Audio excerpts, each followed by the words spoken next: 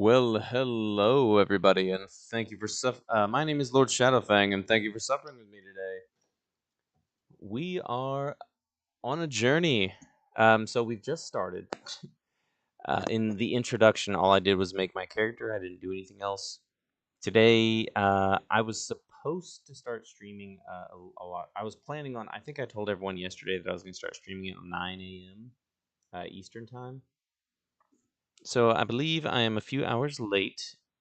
Because honestly, I forgot. I forgot that I was gonna be. I forgot that I was supposed to. I have a lot of stuff that I had to do today, and I was supposed to stream first, like uh, earlier in the day, and then move on to everything else. But I did not. I mean, I definitely got onto the AI Realm website, but I was focusing more on Mr. Blensky's story, and I kind of just forgot about streaming the Mu-Thaun Veldias. But I did get to test. I did finally get to test something out. Uh, I got to test. I haven't fully tested the limits of AI's capabilities with what I wanted to test, but I have tested out something, and I can say that yes, the AI on AI Realm can be used for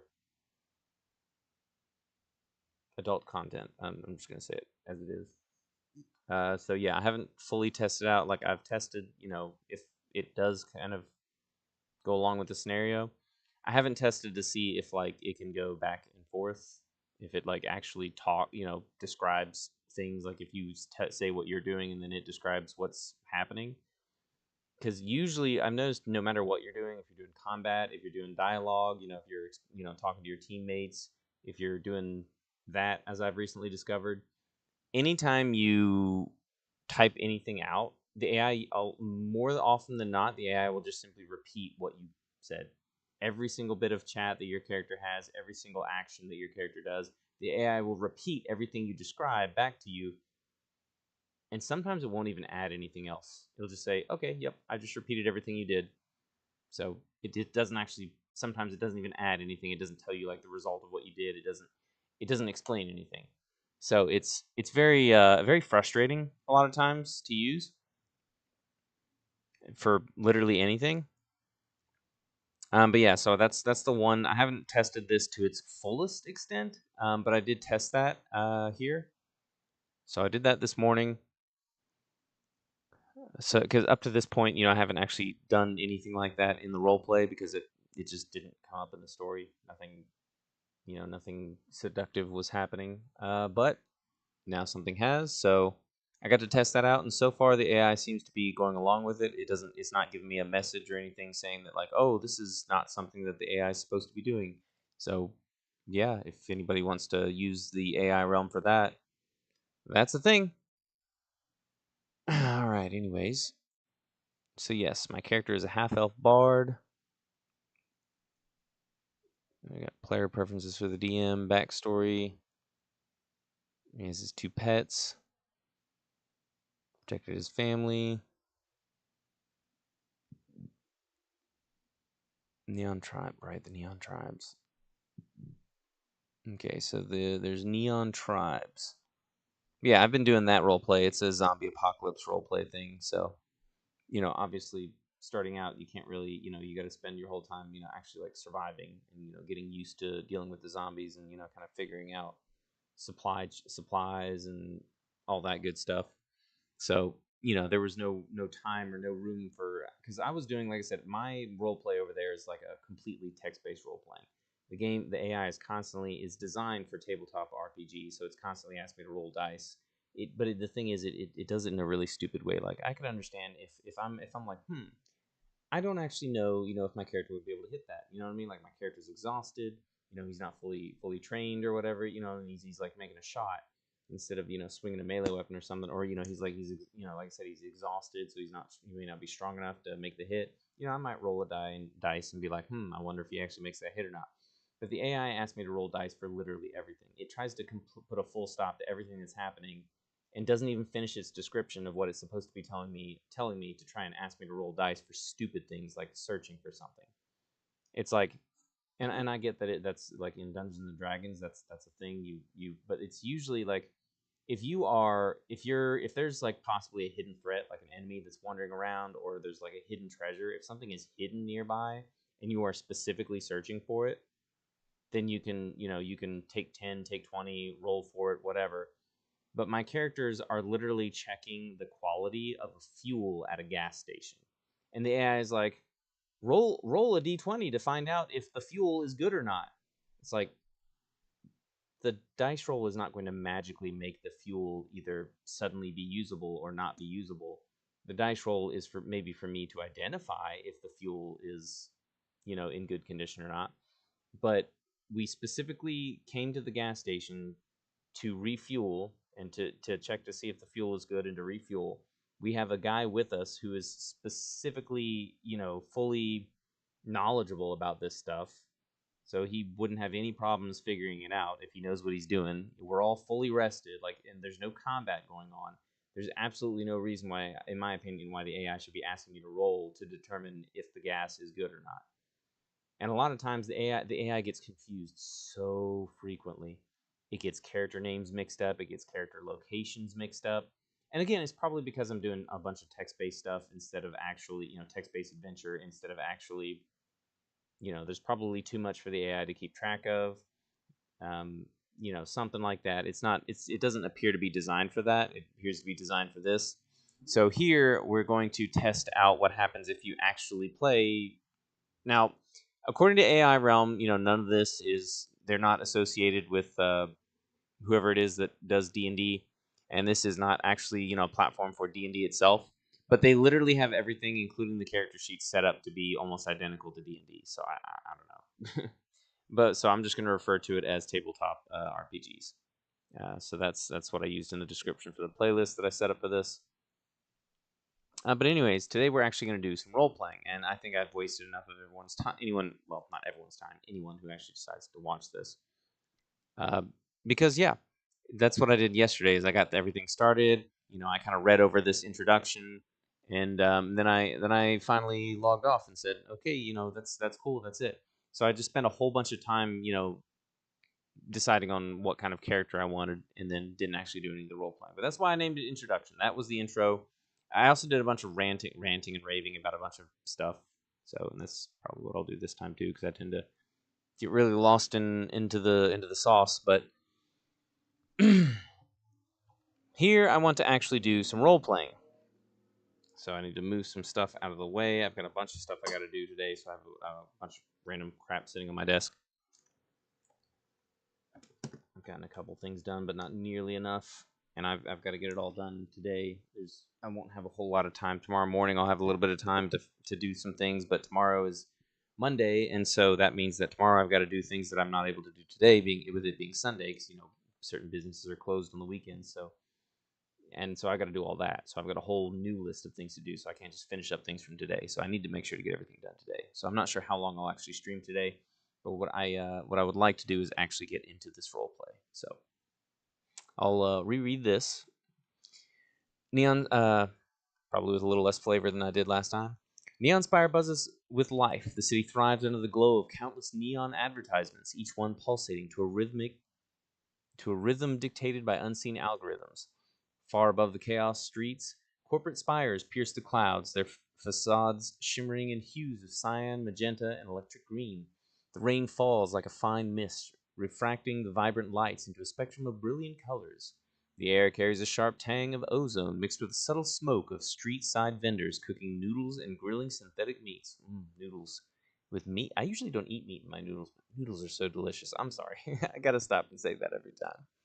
You stand on a promenade overlooking a junction where 3 tiers of traffic weave like ribbons, hoverbikes darting between autonomous transports, their engines humming amidst the flickering blue of hollow barriers.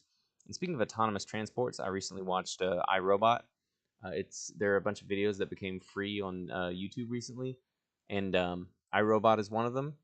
iRobot is amazing. I love Will Smith, but also just the movie is really well written. So, and yeah, that just made me think of their transports that carry the robots.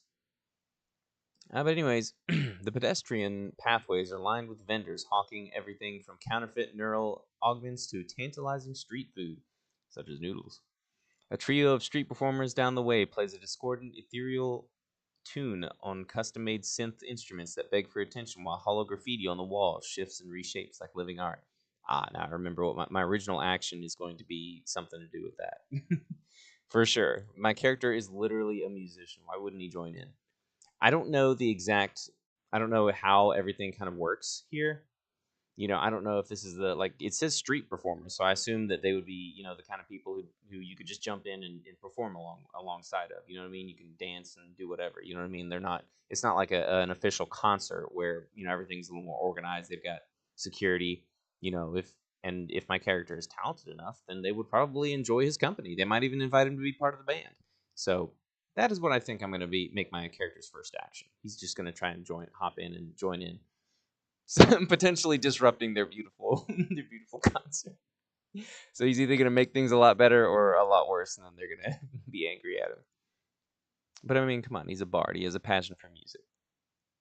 And by the way, I absolutely love this image. Uh, the only thing that I would have changed would have been maybe the hair. I kind of imagine him to have more of like an Elvis style haircut. I think it kind of like that one character in like the cyberpunk or frostpunk or whatever it was. Uh, I feel like his hair would have looked more like that. But honestly, this image, I think this is really good because I hadn't really fully imagined what I thought my character would look like. I had a kind of an idea, but I also love the fact that they live in a neon world and he literally has neon on his like arms and legs. Like just everything about this character design, I really like the image. I like the way he looks. I really like it. I think it's a lot better than my Norman. The Norman Blensky thing was it was good. Honestly, it was good too. But this character is just so much more colorful. I really like the these bright colors. But then again, my other character is part of a grittier world, and I'm gonna have to regenerate my character's image simply because he looks different now. I had to do some stuff where he did some working out, and now he wears different clothes, a different outfit, and everything. So my character has basically become completely transformed in the other role play. So I'm going to need to regenerate his image.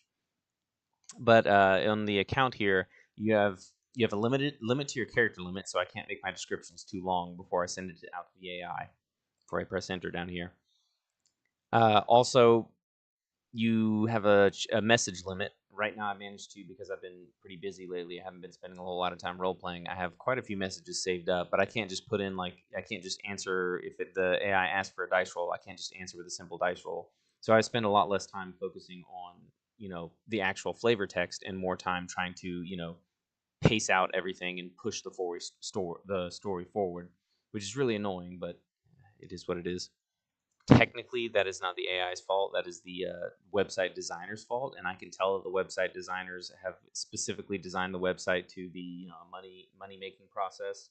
They try to waste as many of your messages as possible by you if you regenerate the AI message instead of if you edit it, it works just fine. You can edit your messages and the AI's messages, but if you have it completely regenerate the message, it costs you a message. And just the AI just constantly it like a lot of times it will stop the flow of the story, or it won't, like it'll just repeat everything you say and not actually generate any information of its own, again just making you tell the entire story yourself and wasting your chat messages. So it's a little annoying. I'm not sure if they did that on purpose or if that's just an issue they're trying to resolve, but I find it to be kind of annoying.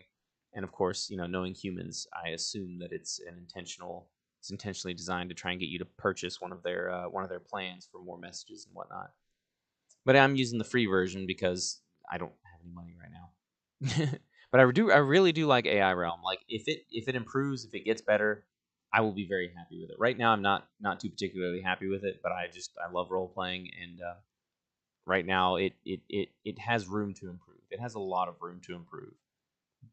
But as long as it does improve within a reasonable amount of time, I think I would prefer this to role playing with people, because with people you need to get a working schedule. You have to deal with. Here's one thing that the AI does not seem to do that humans do. The human people always want to be the victors, the winners of everything. They try to turn everything into some sort of combat encounter, and they try to make their characters win automatically. Like it's always a dick measuring contest. they always have to have the better weapons. They always have to have more skilled characters at whatever they're doing. There's a lot of people. Not everyone's like that, but there are a lot of people who, when they're role playing, that's like their whole point of the role play is to be better at everything than everybody else, and it's really fucking frustrating. Like, my characters, they have things that they're good at and things that they're not good at. But with some people, not everyone, but with some people you roleplay with, that is the thing that they do, and that's one thing that I don't think I've ever seen the AI do. So that is one plus side that I have to say makes the AI. AI is not extremely disrespectful like some people are. It's just I there are a lot of things that I like about the AI. I just really wish that it could be more consistent with its information, with its ability to retain information. But then again, there's a lot of information in that other role play, and it keeps having me shorten the campaign summary. Campaign summary right here. Like every single message that you type out goes directly into this campaign summary. It'll stuff it all in here, and then eventually you have to shorten it. It'll say, "Oh, your original message is too long. It needs to be shortened," and it'll shorten it from like some 10,000, 20,000 words to like less than 6,000. So it'll cut it down massively, and I feel like that's probably where the information gets lost and where it starts getting confused about who's who and about what's going on. Because with the AI here, it says you've got all these different AIs, and this one is supposedly one of the best. See, there's the new and experimental ones, and there's expensive ones that use the premium ones. This is the best free one, 20% plus 20% character count. So this is the one that I've been using, the DeepSeek version 3.1. And I guess this is I didn't even really pay attention to the image generator. 4 image generation credits per image. Yeah, no, thank you. Oh, that's Google. Oh, okay. Well, this is the one that I picked, but I didn't really pay much attention to that because I didn't really care about the images. But the images are actually, like I said, this image for this character is really nice. So never mind. I've decided that I like the images now. I don't even know what a snapshot is. Message font small. So if you can't read it, that's okay. I'm going to be reading it out to you. But anyways, yeah. Anyways, so yeah, there's some people performing. Once again, like I said, I rant way too much, so I'm not even sure if we'll get to much role play. Behind you lies the Horizon Plunge Station, a key transport hub in the middle tiers of the Neon Spire, where affluent commuters merge with the struggling masses. The middle tiers teem with life, ambition, and desperation in equal measure. The lower levels seethe below like the darkened underbelly of the city's beast. Your companions, Zephyr and Saffron, are close at hand. Zephyr prowls by your side, silent and watchful, her sleek black coat almost mirroring the wet asphalt. Oh, right. I think it's rained or something recently because it's saying the asphalt is wet. I remember asking about that the other day. Saffron, on the other hand, pads along beside you with a curious tilt of his head, occasionally sniffing the air. The atmosphere around you feels alive with sensory overload, too much motion, sound, and light for one person to process at once. The perfect representation of life in Neon Spire.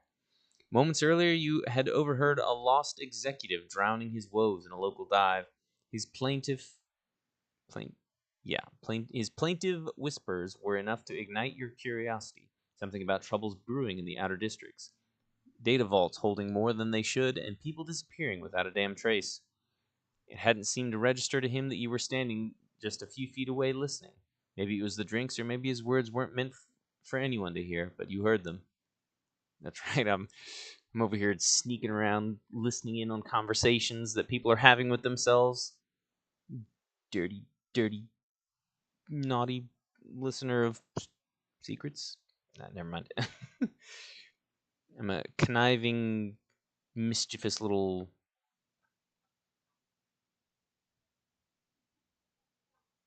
bat. I was gonna say rat, but then I was gonna say man, but no, bat. My character he has bat ears. Those are definitely bat ears. There's no way that there's no way that those are elven ears. Those are bat ears, 100% for sure.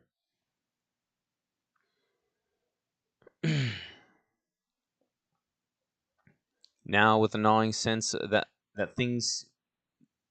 there might be something deeper worth pursuing, maybe I should actually read the words. You stand at the heart of the promenade, Three paths beckon. First, a broad street leads directly towards the distant heights of the Cooperative Spire District, where powerful conglomerates consolidate the seats of influence. Second, a downward sloping spiral carved into concrete and lined with flickering yellow LEDs promises passage to the grittier lower levels. Finally, just ahead lies a massive terminal post, flashing with advertisements and maps. The glow of a citywide rail matrix and delivery drone schematics offers a chance to venture toward the industrial outskirts where your first destination might await. Over the din, you hear an unfamiliar voice calling out to the gathered crowd. A figure stands atop a makeshift crate near the hollow graffiti wall. A wide-eyed person with a ragged appearance crying about the disappearance of someone named Harlan. I have no idea what voice I used for this yesterday. Don't let them hush it up! People have been vanishing! The Spire's secrets are eating your lives while you look away! The crowd pays little attention, more focused on their commutes and minor dramas of daily life. The decision looms, three paths, a stirring voice in the noise, and the secrets of the city stretching far beyond your senses. This is Neon Spire, where every step forward could change everything or nothing at all, based on the dice rolls. What would you like to do? Yes, we all know the dice rolls are the only thing that are actually going to matter in something like this. It has nothing to do with any of the talents that my character chose, any of the skills I chose for combat. None of that is going to matter. The only thing that is going to matter is the dice rolls. And I know for a fact that the dice are rigged because I've tested this quite thoroughly. Now, at this point, I had tested it once, but now I've tested this very thoroughly. The dice are very specifically rigged to roll at under 10 far more frequently than they roll over 10. You're basically forced to fail at every possible moment. Everything you try to do is going to fail. Just by default. And like I said, I still have not rolled a 20 on the D20. I still have yet to roll a single D20.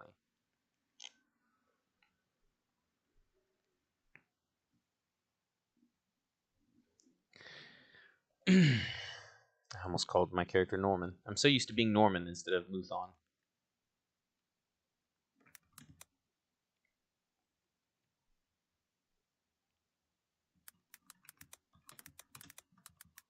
Not loot.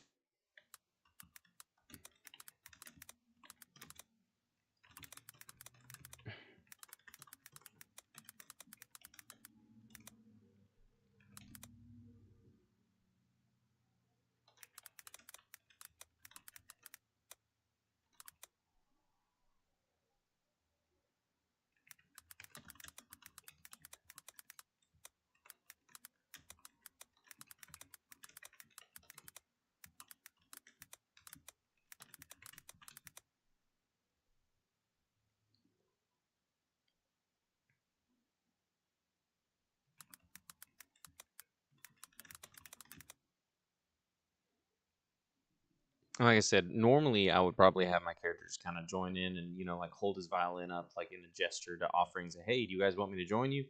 But, it would take me probably like 20 messages, message credits and messages just to try to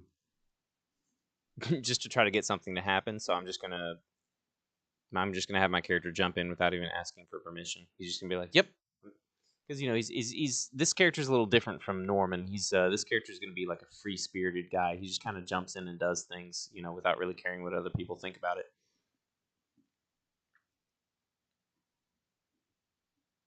And I'm gonna use Mu instead of Mu-Thaun just because I don't feel like typing that out every single time.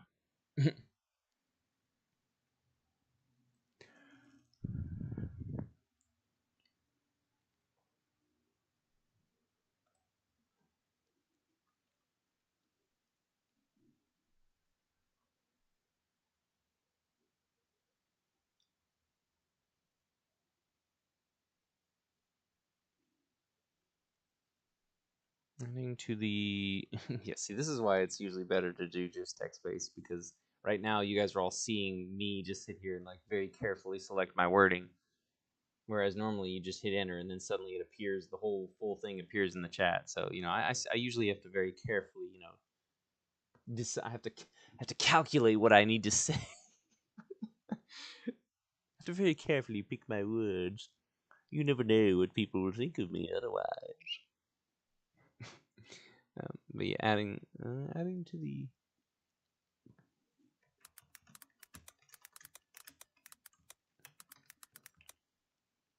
I'll probably have to roll for like a performance check or something.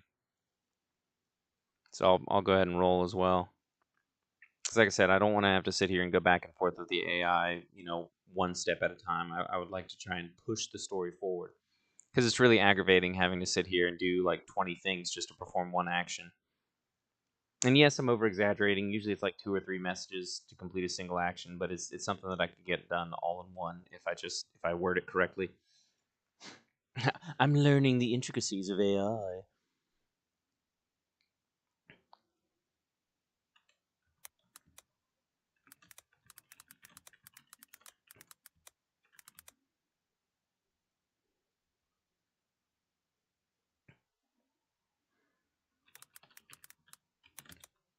Uh,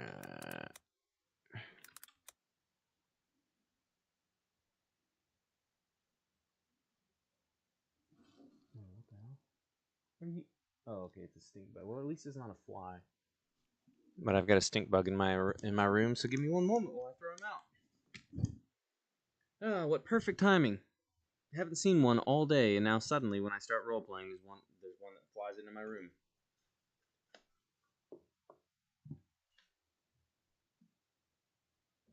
Well, when I start recording, I've been role playing.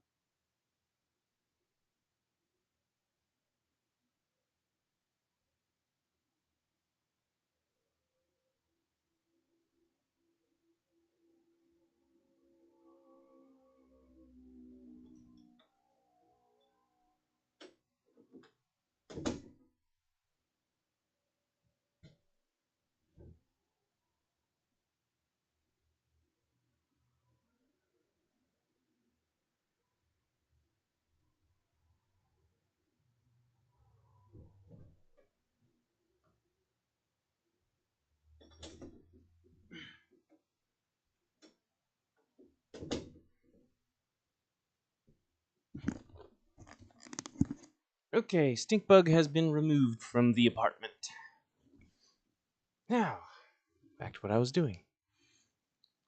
Alright, Moo pulls out his viol, heading over to where the performers were playing.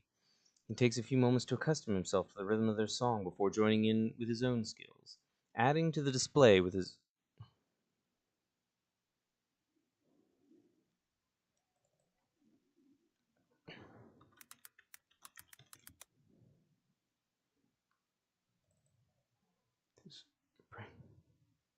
methods.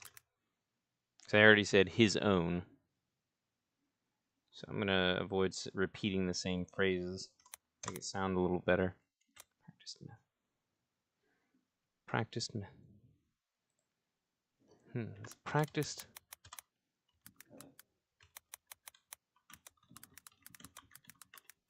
Practiced playful melodies. Instead of saying he doesn't bother with, I'm going to say he pays no attention to.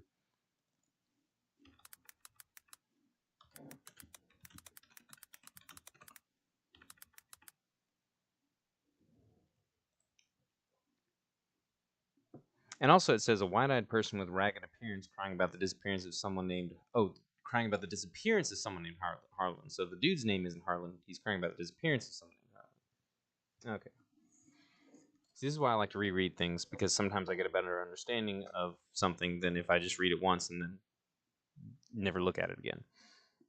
When I'm making like YouTube comments or when I'm having a conversation with someone, I'm constantly rereading to make sure that I'm understanding what is actually being written. Because if I misunderstand something, that means that my response isn't going to be all that great, or that means that there might be a miscommunication, or we might start yelling at each other over something stupid. And I've noticed that a lot of other people don't do that. They constantly misunderstand things, and then they never bother going back to look at it because they're stupid.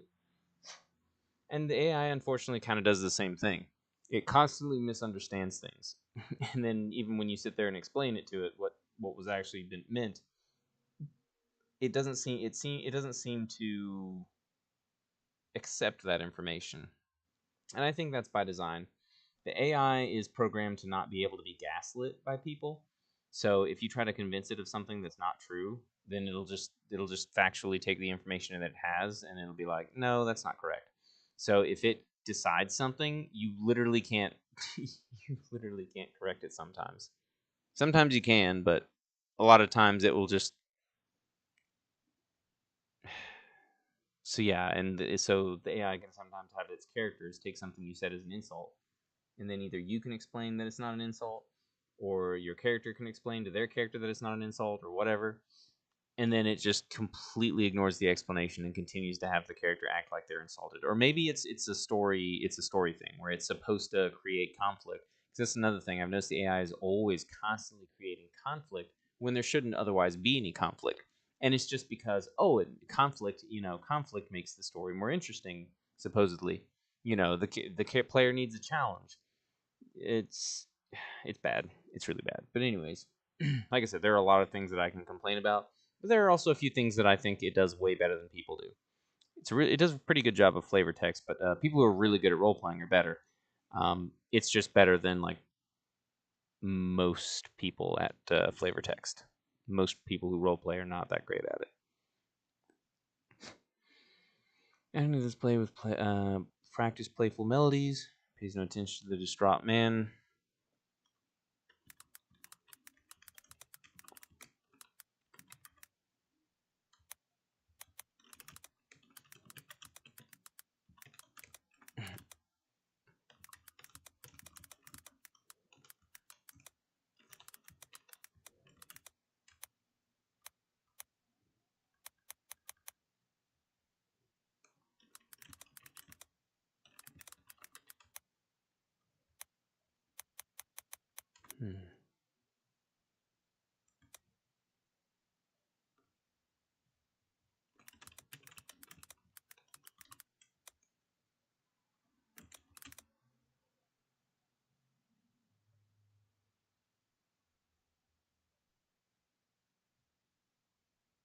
That's not really his priority.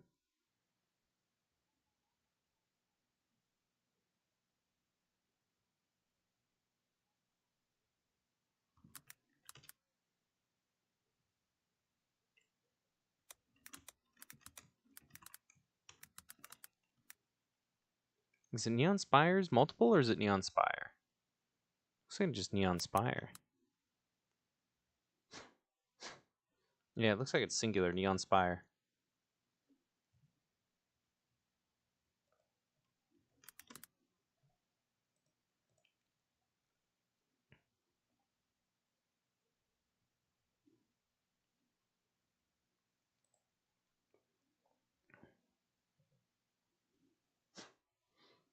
And I still have to roll 1d20. Okay, see that probably, I don't know, that probably was going to be something else, but it landed on an 18. So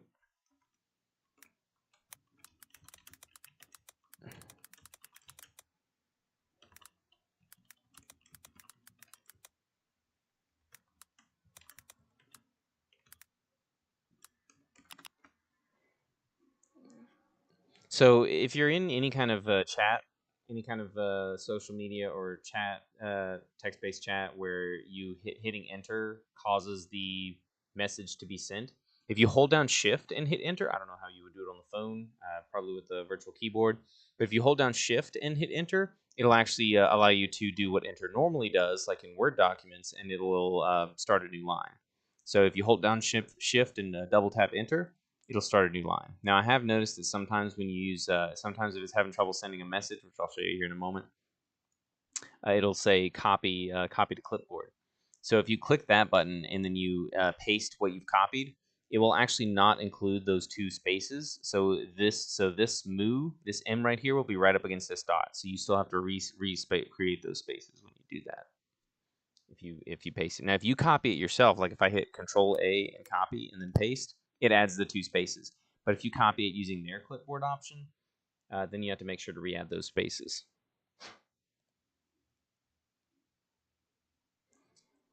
All right.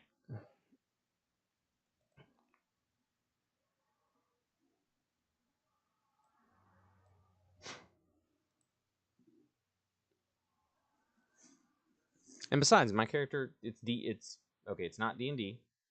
But it's a tabletop RPG, which means my character will probably need a party. And maybe they could just have a party of all bards. Could you imagine if the entire team was nothing but bards? But anyways, you never know. Maybe this is how he can get his party gathered. Because if you notice, he's not starting out with a party. It's just him and his 2 animals. So him and his 2 pets. He doesn't have like a full party behind him. And that's what I noticed in the when I did my other role play. The game basically forced me into a party. Like a bunch of people just randomly came and found my characters. Like they just walked up. They just came out of nowhere. It was my character and one other character, and that's it. It was just the 2 of them. And these characters just suddenly started appearing out of nowhere. And it used the same description for all of them. They were trying to be quiet, but they didn't seem to, they didn't seem hostile, and blah blah blah, until after so many, and then it just eventually stopped. People stopped randomly coming up to my group and asking to join. So what my character ended up doing was he would find people, and if they didn't seem like they were hostile, he would just kind of try to integrate them into the group. You know what I mean? If he felt that they were trustworthy. So I eventually built like this. Now there's like this huge like community thing going on, and there's way too many characters for the AI to even keep track of. So it's pretty funny. I've completely destroyed the AI's ability to do anything. Oh, it's sad, but it's kind of funny too. But anyway, so that was actually a really good role, which is great because it would make sense for my character to be very talented at music and the other things that he helps people with.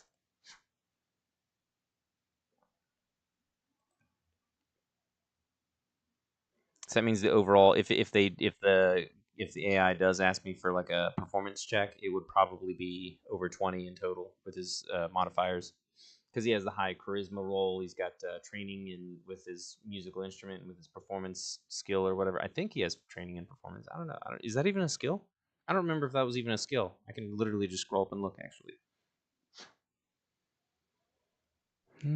Player skills, proficiencies, medicine. Yep, performance right there. Performance, medicine, performance. Yeah, so this dude's gonna be getting like a 25 on that. So yeah, he's gonna impress everybody, and if the AI knows what it's doing. If the AI knows how to be a proper DM.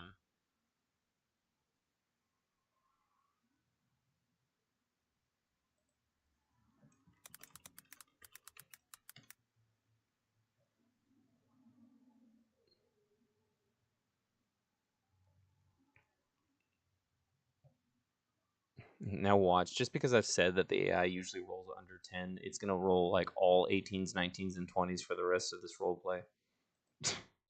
But anyways, yeah, as you can see, it sometimes takes me a little while to actually get into the role playing because I keep freaking ranting. So I want to add more because like this is not enough. There's no way this is not enough. I'm not gonna waste this on a message.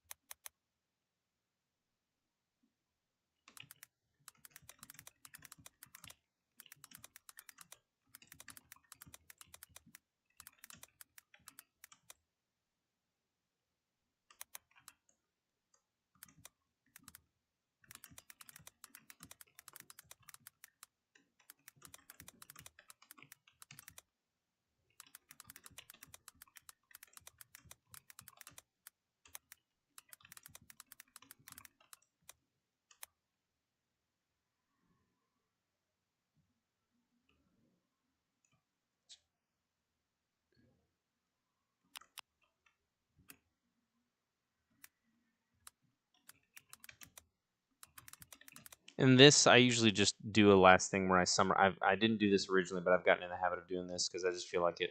Because if the AI asks you, it's like you have a list of options. Which option we do?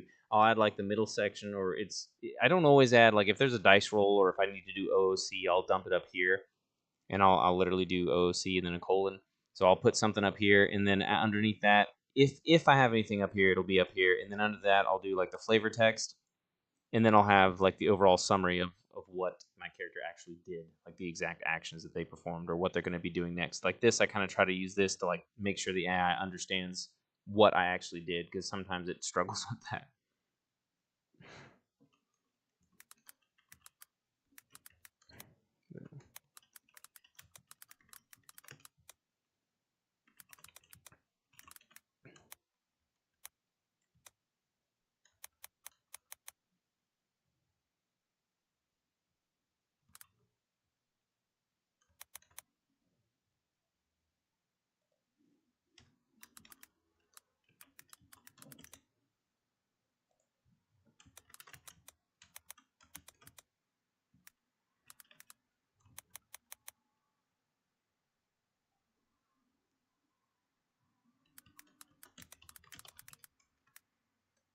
There we go. See right here, copy your message to the clipboard. And when I copy that, if I paste it, if you notice, see right here, no space there. Right up here, no space there. So there's no spaces when you copy it from using their thing. But if you copy it yourself, it'll add those spaces. Now let's see what the AI has to say. And the AI, this is the same image it uses in the Norman Blinsky chat. It uses the same exact AI image. Oh, wait a minute. It doesn't. Does it have this for Norman? I don't think it has this for. Oh wait, you don't know what? You know what? It does. It actually does. It does have this for Norman.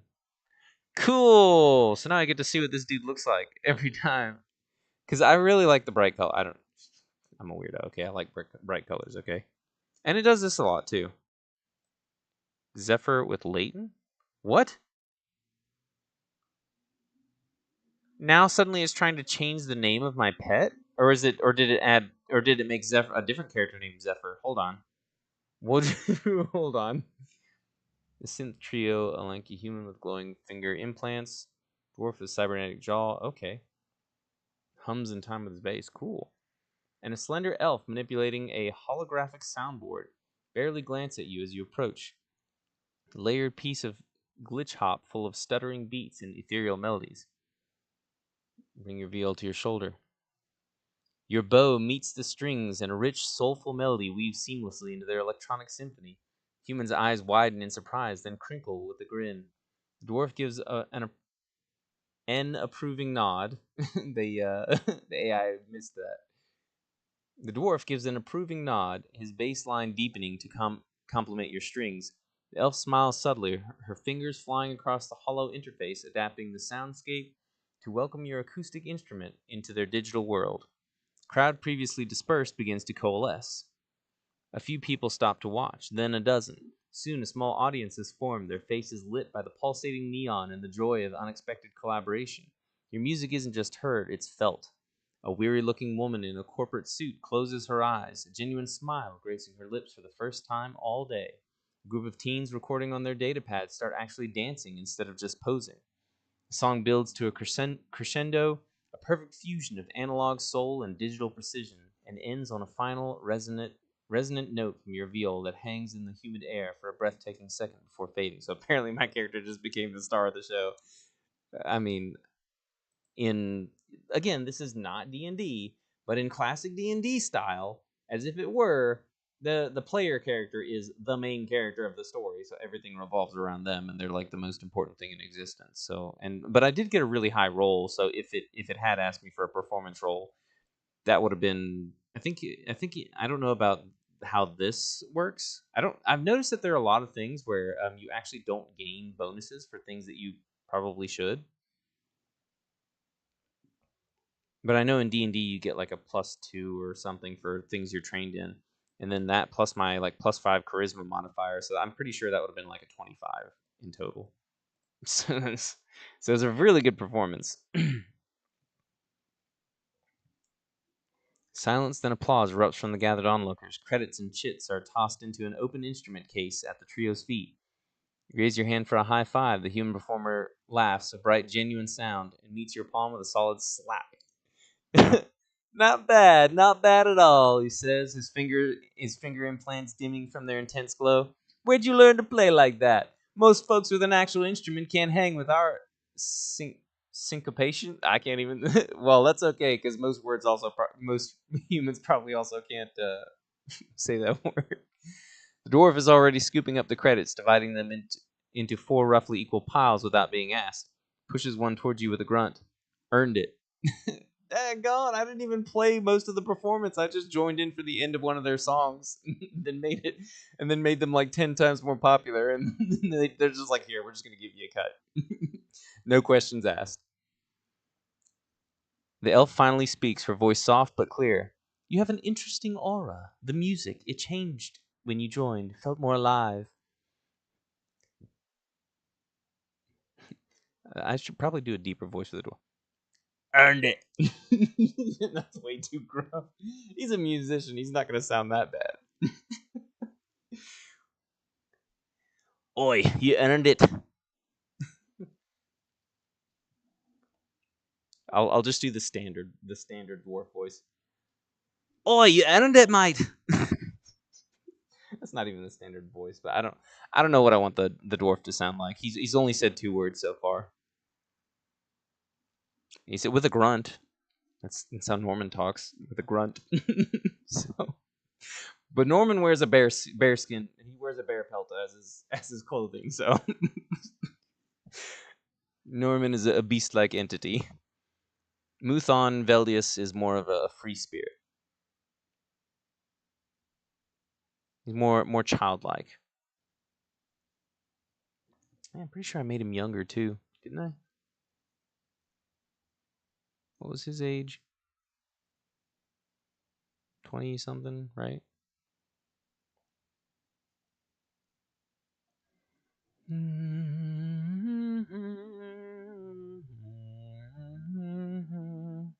Yeah, now 21. Yeah, so he's like 10 years younger than Norman is. Or like 8 or something like that. I can't remember. Yeah, 8. Yeah, because Norman is 29 now. He started the campaign at 28. Now he's 29. So yeah, this guy's 8 years younger than Norman is.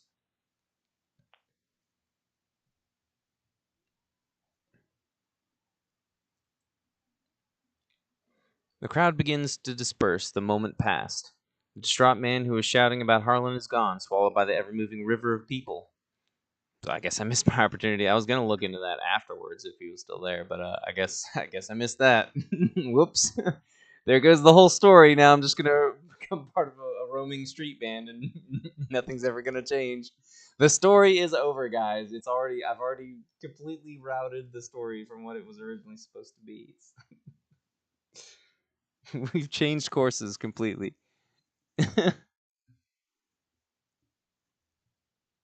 Your companions have stayed close. Okay, yeah. See, they tried.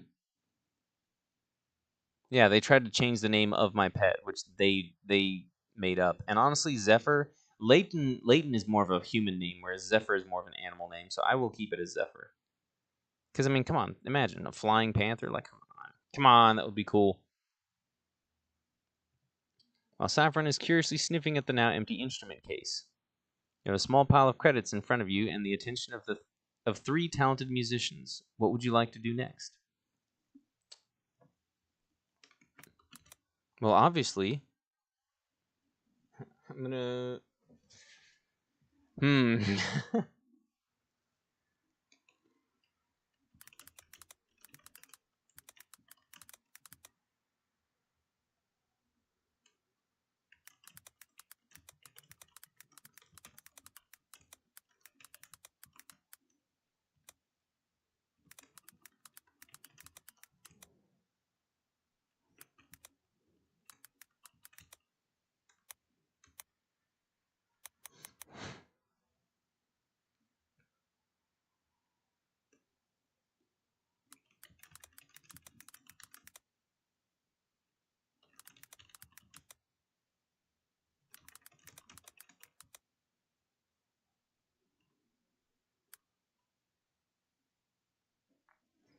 I'm gonna say this instrument.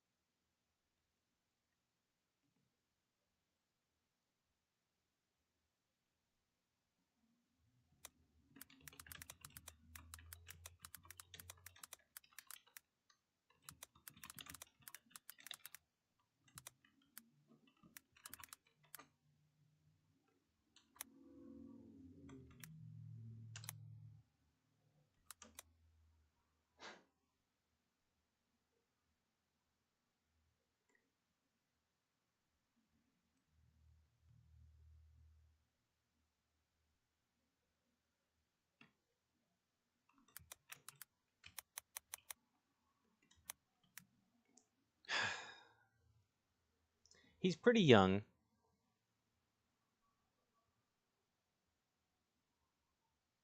I feel like his main interest in this group is going to be the female elf. So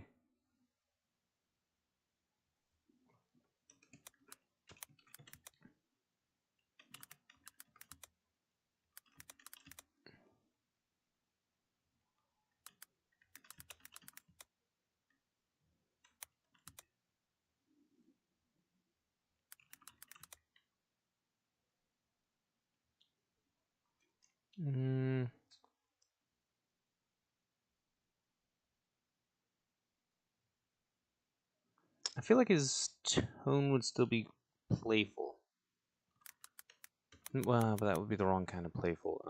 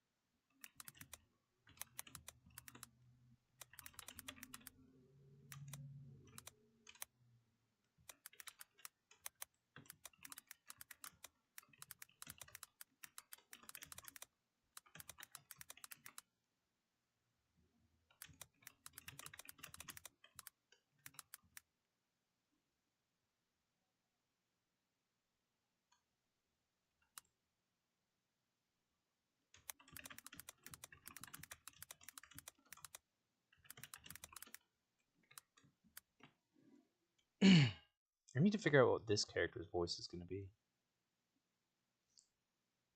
Yeah.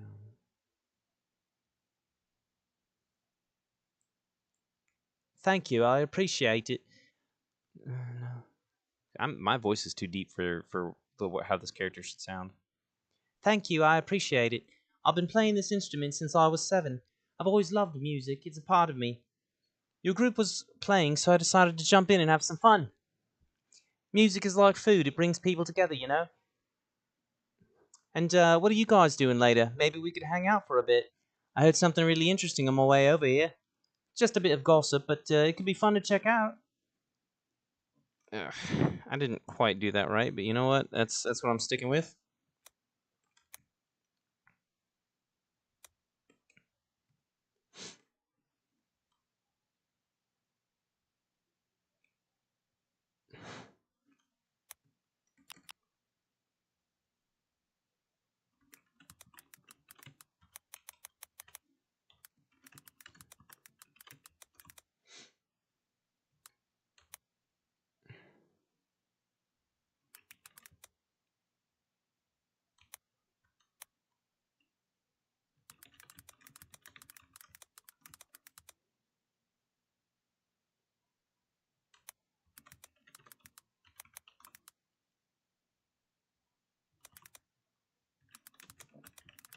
Yes, to chit and chat.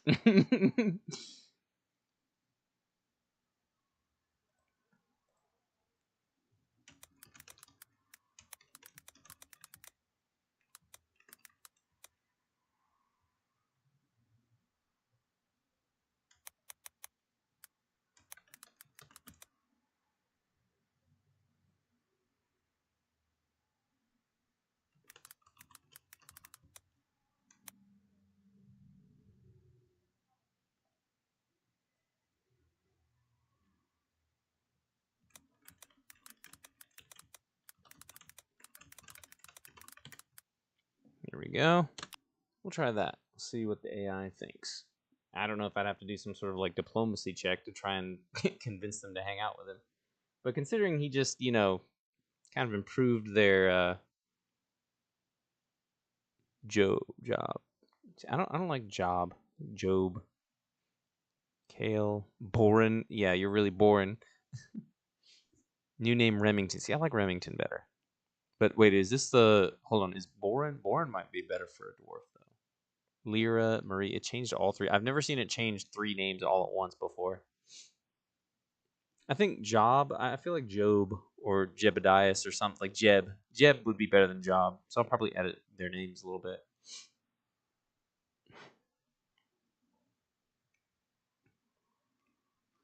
So the human who introduces himself as, we'll say Jeb, as in Jebediah. Jeb, short for Jebediah, claps you on the shoulder. A man after my own heart. Always room for one more in the symphony of the streets. See, I told you, this is an easy way to start a party. He pockets his share of the credits with a practiced flick of his wrists. Ooh, okay. Of his wrist. Only one wrist. The dwarf, Remington, just grunts again, but it seems to be his version of agreement. Okay, he's sounding a lot like Norman. This character is basically Norman. Norman Blinsky.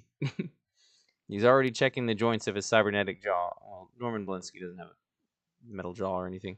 Elven woman, Marie, studies you for a moment longer. Her eyes, the color of polished silver, seem to see more than just your face. An interesting offer, she says, her voice still soft. Our later typically involves finding a dry corner to recalibrate our gear and avoiding patrols who don't appreciate unlicensed public performances. Jeb laughs. What she means is, we were going to head to the Rusty Bolt. It's a dive down in the lower promenade. Good noodles, cheap synth ale, and the owner looks the other way as long as you buy something. He gestures with his chin towards the downward sloping stairwell lit by flickering yellow LEDs, the path to the lower levels. That gossip you heard, was it about people going missing? We heard that guy shouting too. Rumors like that are bad for business. Scares the crowds away. Remington finally speaks, his voice a low rumble like grinding gears.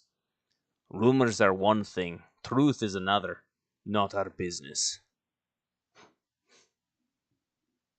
Marie's gaze hasn't left you. Why are you interested? You don't seem like the type to go chasing shadows in the lower levels. Her tone isn't accusatory, merely curious. They seem open to company, but their focus is on practicality and survival, not adventure.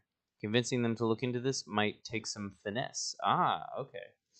So, of course, these aren't meant to be my party members. They're not supposed to be, they're not supposed to go with me anywhere. The AI is very clearly stating that these people are just background characters, NPCs, not fellow party members.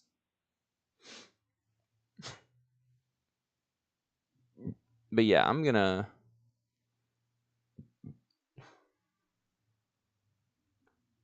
I kind of like Lyra, and Lyra would probably be more elven than Marie. Marie is more human. Boren, Remington, like honestly, I feel like Job should be, or maybe it's Job, whatever. I feel like that should be Jeb, as in short for Jebediah. And I feel like for these two, their original names were better.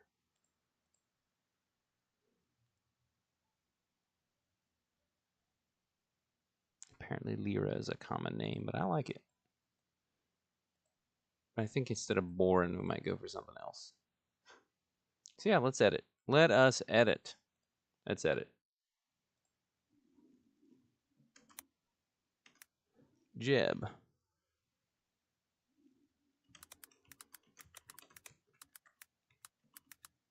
Jebediah. Hold on. Is that E? Jebediah. Oops.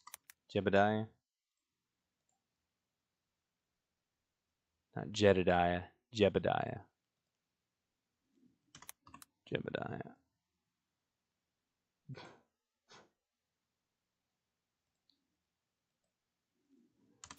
Jebo. I think it's Jebo. Jebodiah. Let me. You know what? Let me Google this real quick.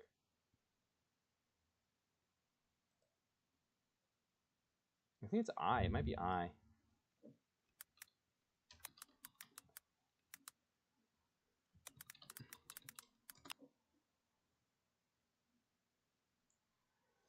Okay, Jebediah or Jedediah are derived from the Hebrew name meaning beloved of Jehovah or beloved of the Lord. Okay, so Jebediah would be Jebediah.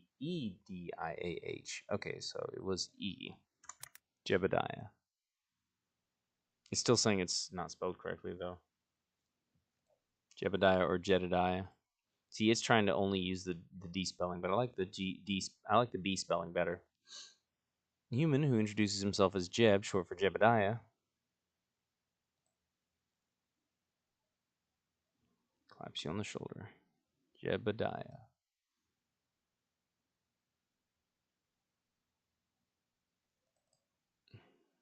Instead of, I think Boris. I think Boris would be a good one. Not Bolus or whatever it was. Not Borin. Boris. Boris just grunts again. Lydia.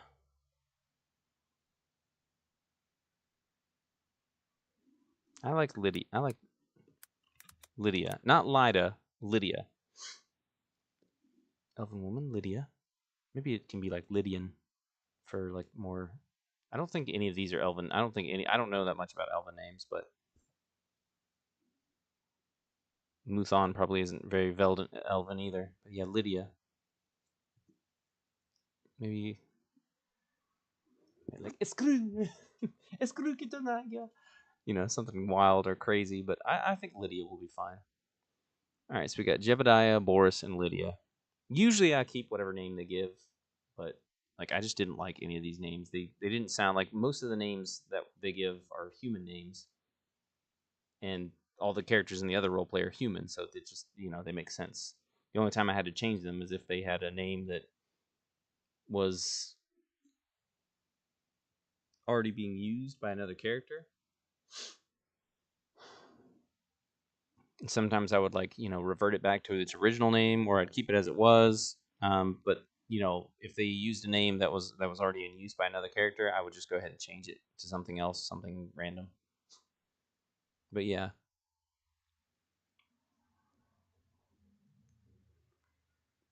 I like Boris more than Borin or what is it, Remington.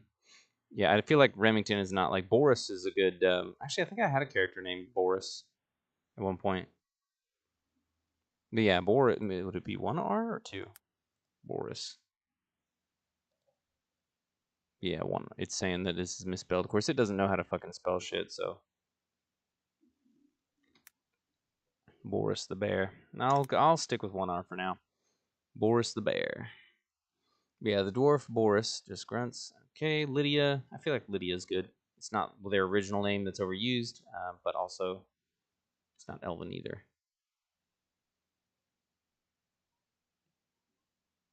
All right, so Jeb laughs.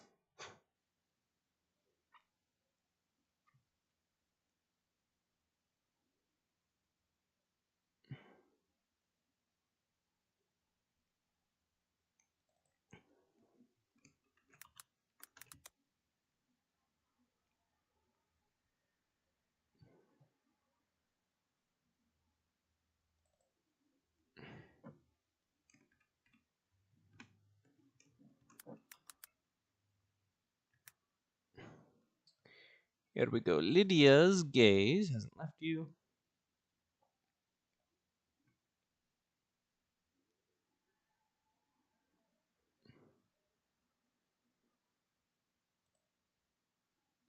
Now, Norman's way is to use logic and reasoning and just be like, yeah, be more tactically, in order for better survival, it would make more sense if we did this, but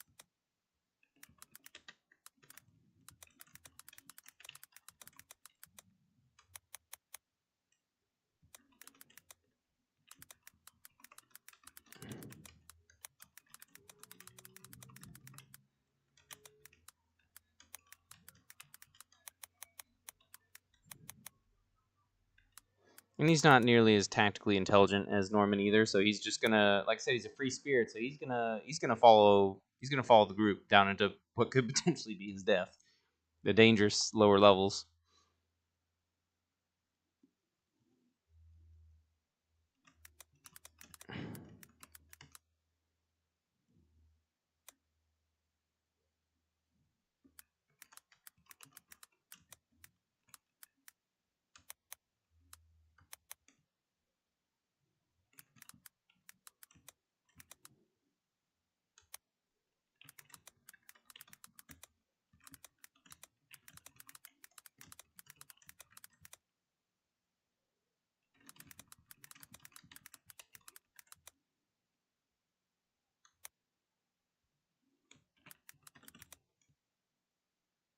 The rusty. I was about to call it the rusty noodle. I got noodles on the brain, fellas.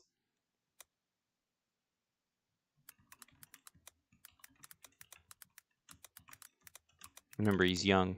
He's only 21 years old. This is just a kid.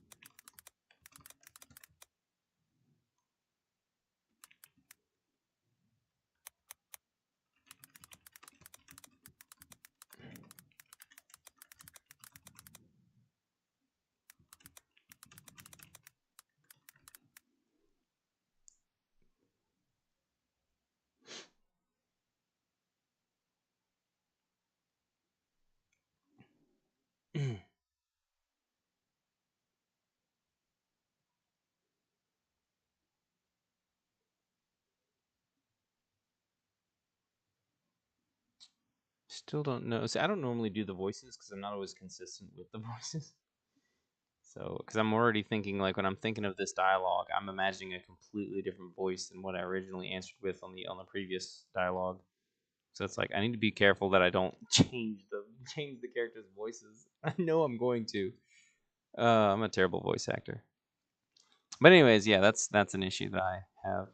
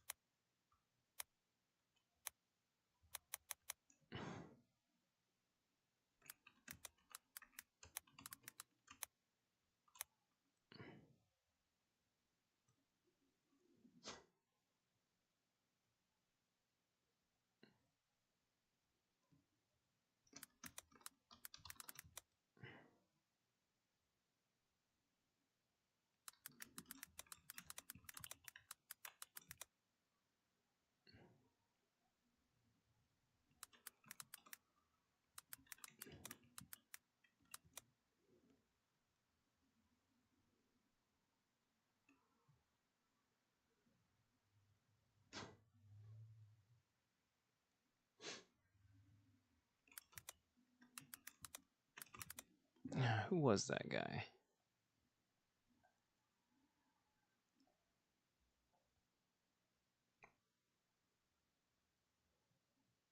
Yeah, this was an executive.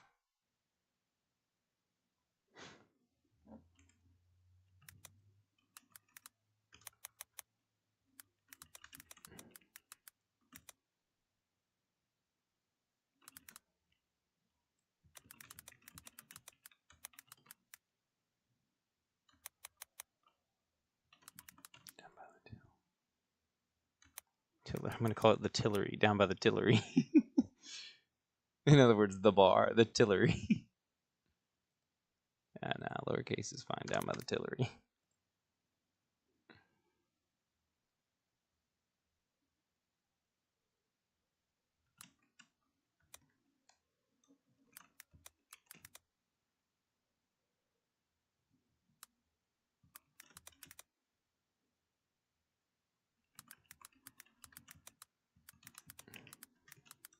Was lost in alcoholic applesauce. Lost in the sauce.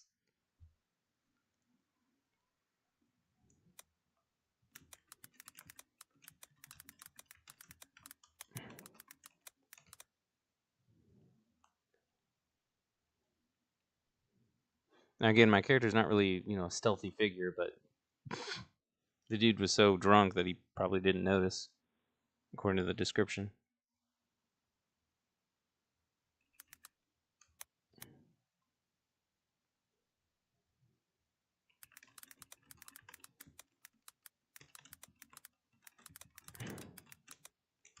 And of course, Mu-Thaun has spent all of his time helping people, essentially, with music and some, illegal substances, in order for them to experience stuff. So he's probably been around a lot of people who are completely out of it. So he can kind of he's got some experience with that, so he can kind of tell when someone's not really fully aware of what's going on around them.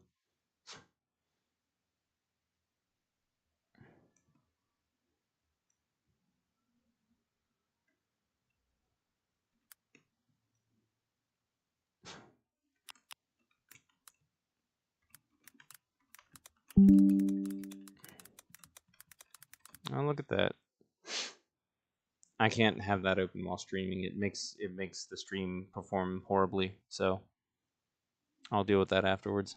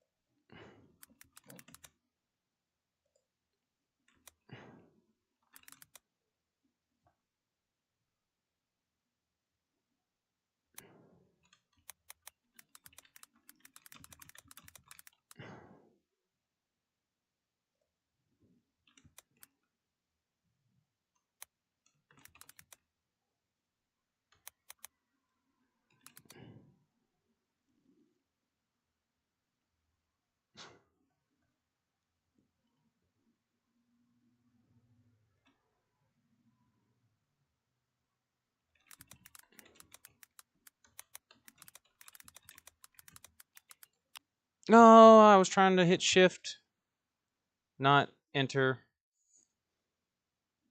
I was done. All I need to do is add a question mark.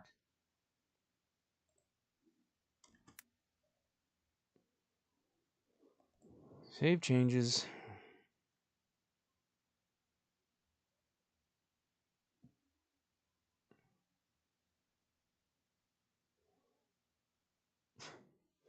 Mu hesitates, not wanting to go anywhere near the lower levels. However, he didn't want to miss an opportunity to spend time with other musicians, so he agrees nervously.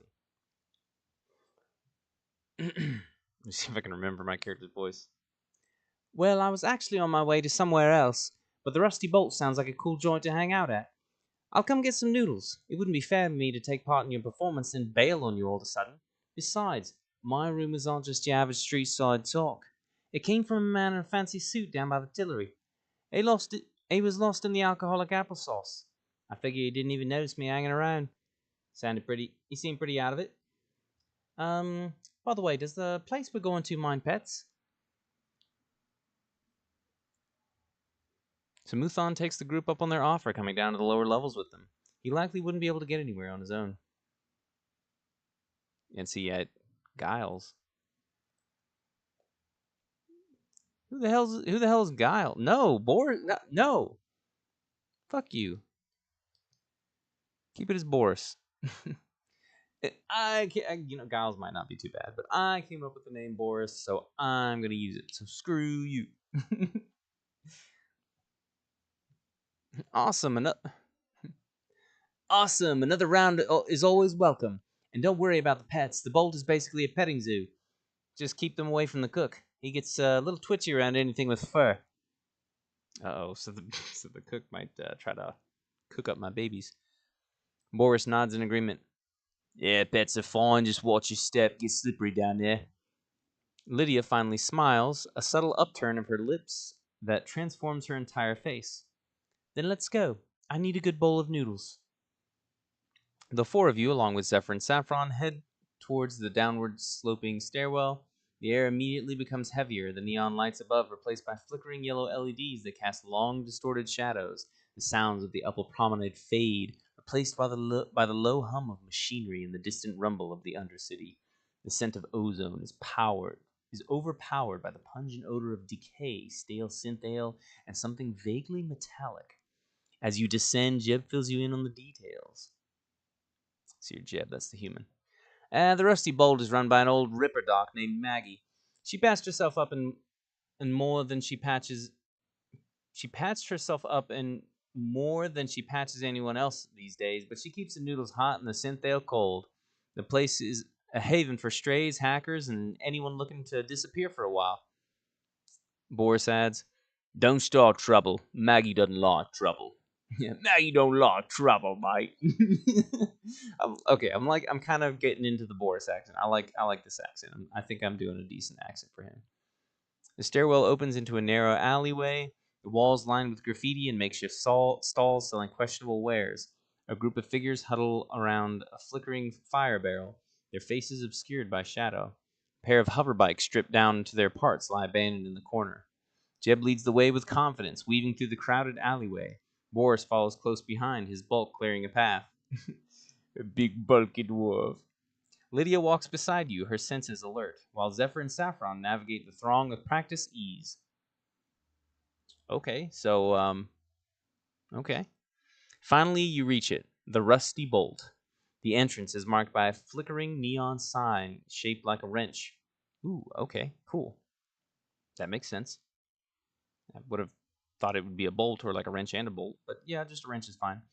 The door, reinforced with steel plates and bolted shut, slides open with a loud groan as Jeb presses a hidden switch. Oh, okay, so this is not a public place. The interior is dimly lit and crowded, filled with a motley assortment of patrons. Steam rises from a noodle bar in the corner where a hulking figure with cybernetic arms ladles broth into bowls.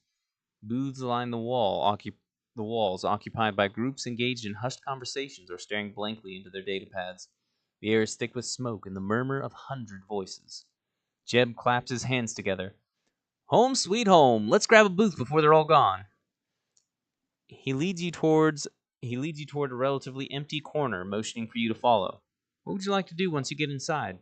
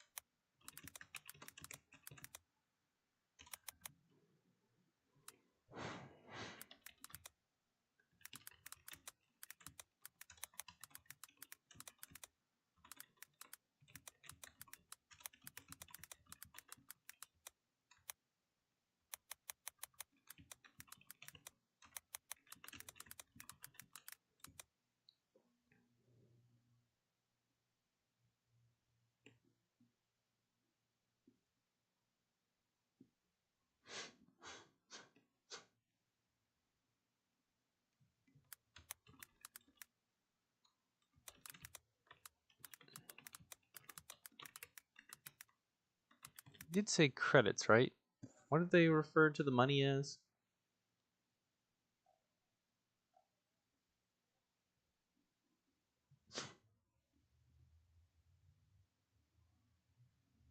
Credits and chits. Okay, yeah, credits.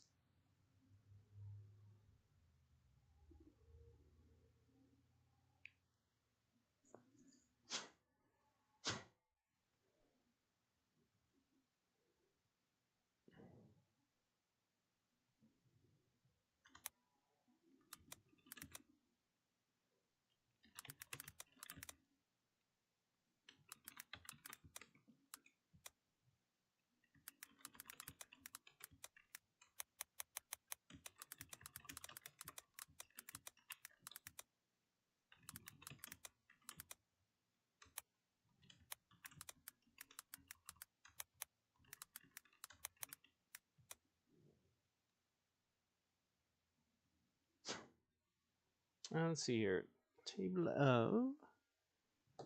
Table of his new acquaintances, which I can't spell. Oh, I think I acquaintances. I just simply missed a two. Nope, there was more. Acquaintances. Oh, okay. I had E and C. That's A and C. Acquaintances. And carries the food over to the table of his new acquaintances.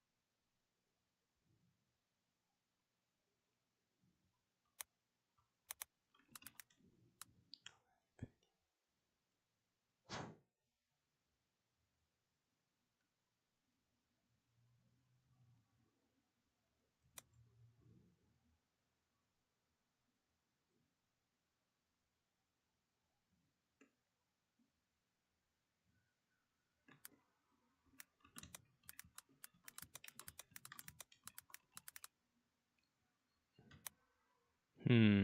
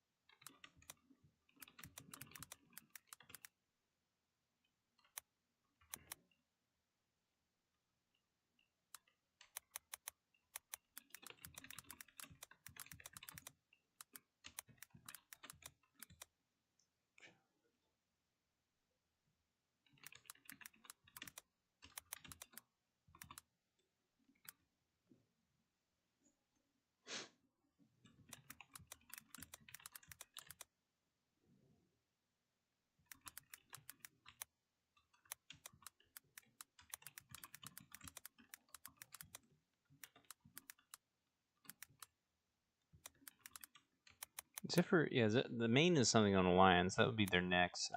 Not their mane, so.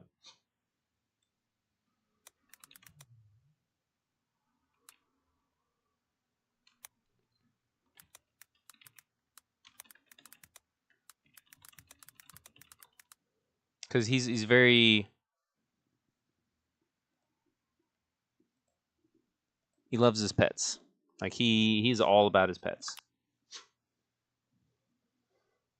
He's like he's like those females where their dogs are like the most important thing to them because their dogs are their children, their kids, since they don't have real kids. That's this character. See, it's not even that much. I didn't even put that much in here. Most of my descriptions so far have been really short compared to what I do over in this chat. Mu goes straight to the noodle bar. After checking the prices, he orders 3 bowls of noodles. Once the credits are transferred, he thanks the server and carries the food over to the table of his new acquaintances, because they're the ones that selected the table. They were getting a table while he was going straight to the noodle bar. He sets 2 bowls on the ground for his animals, sliding into an open space with his bowl, because most booths seat 4 people, at least, in the normal world. I'm not sure about this world. So yeah, he would slide into the one available seat, wherever that would be. He lifts his spoon as if about to eat, but he pauses briefly to ask, "Y'all got your food yet? All noodles are good noodles if..." Wait, am I doing the right voice? I think I'm doing the human voice. "Y'all got your food yet? All noodles are good noodles if you ask me, so I'm sure it'll be a tasty treat." Then he enthusiastically digs into his meal. He would move out of the way if he needed to let the person sitting next to him get up from the table. And of course, so, for the summary, Mu-Thaun grabs himself a bite of delicious noodles to eat. He gets enough chow for Zephyr and Saffron too. As they eat, occasionally strokes them and scratches them behind their ears. So, even though he loves his animals, he does not necessarily he spoils them. He doesn't necessarily feed them the healthiest food for them. He just spoils them. So the noodles is probably going to be way too salty for an animal to realistically eat. So it's probably not the healthiest thing for them, but whatever. Ooh, the noodles are surprisingly good. No, they're not. The noodles are delicious, but it's no surprise. Not to me and not to Mu-Thaun. A savory, salty broth with springy noodles and chunks of what tastes like real, not synth poultry. Saffron and Zephyr eagerly lap up their portions from the bowls on the floor, their tails giving slow, contented swishes. Aw. See, good flavor text right there. Talking about their tails. Jeb returns a moment later with a tray laden with 4 steaming bowls. 4 steaming. Ooh, am I gonna get another bowl? Did they buy me a bowl too? And a pitcher. Oh, okay. 4 steaming bowls and a pitcher of synth ale that glows a faint, unnatural blue. Oh, okay, interesting. So that's what synth ale is. He slides into the booth across from you. See? Oh, see, told you they were good. Maggie's secret is she actually uses spices, real ones. Boris takes a seat next to Jeb, his large frame making the booth creak in protest. Dear Lord. He immediately starts shoveling noodles into his mouth with a mechanical efficiency. Lydia sits beside you, her movements graceful and quiet. She doesn't start eating immediately, instead watching you interact with your animals for a moment before picking up her chopsticks. They are well trained, she observes softly. Oh, well, softly. They are well trained. Maybe, like a softer, like, instead of, they are well trained, instead of being loud and, like my voice. They are well trained. A more softer, more relaxed voice. Instead of me just talking like this all the time. But yeah. Jeb takes a long swig of synth ale and leans forward, his voice dropping to a more conversational level now that the immediate threat of the immediate need for food is being addressed. The threat of food. How dare that food try to attack us? All right, so fancy suit guy, lost in the alcoholic applesauce, as you put it. What exactly did he say? People chatting about disappearances is one thing. Happens when folks can't pay their debts to the wrong people. But a corpse suit slumming it and talking loose, that's unusual. Boris grunts between mouthfuls. Means he's either stupid or desperate. Lydia adds, or he was meant to be overheard, her silver eyes meeting yours. What do you think? The rusty bolt hums around you, a symphony of clinking bowls, low conversations, and the occasional burst of static from a faulty hollow screen displaying news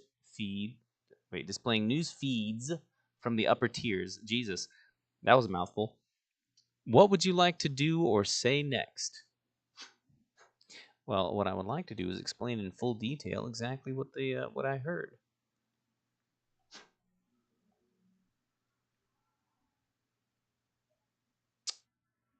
Troubles brewing in the outer districts, data vaults holding more than they should, people disappearing without a damn trace.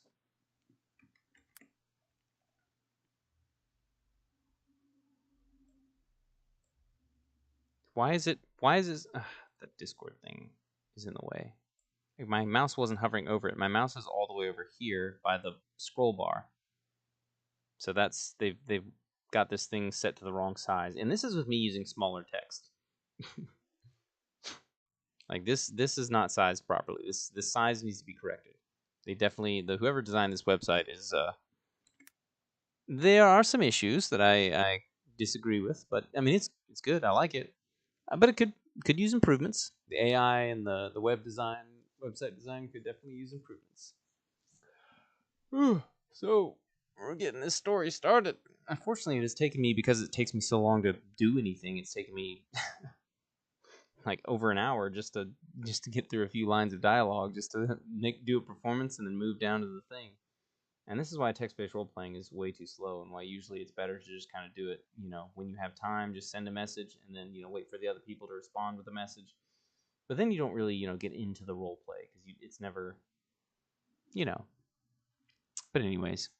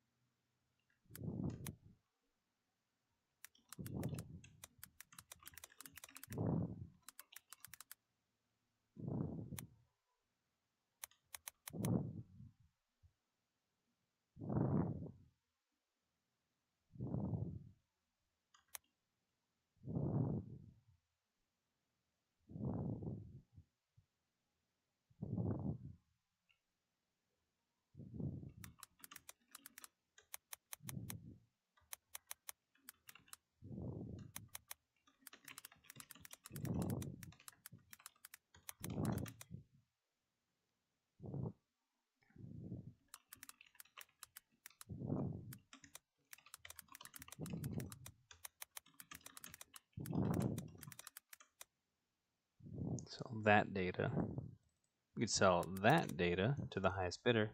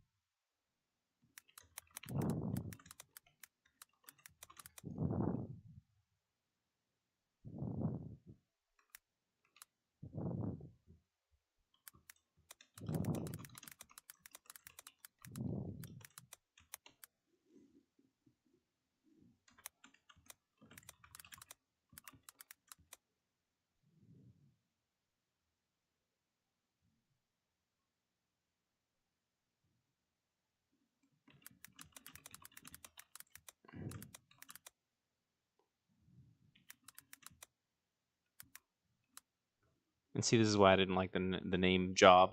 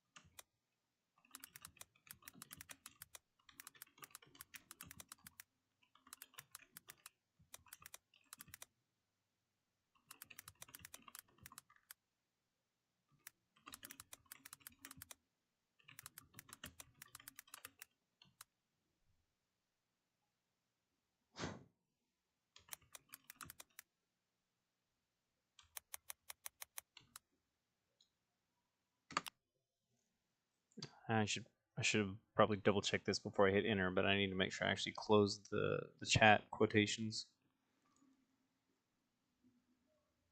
Actually, I never opened the chat. I never opened them.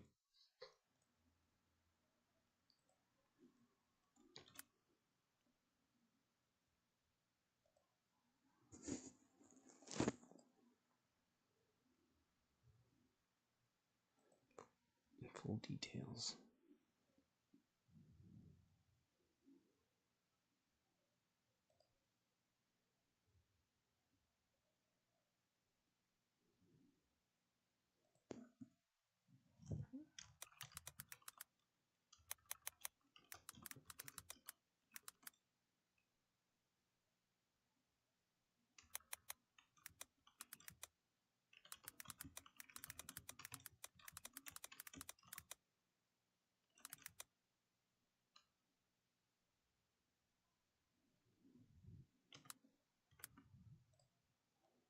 Where was he on his way to? Damn it, Discord, get out of the way.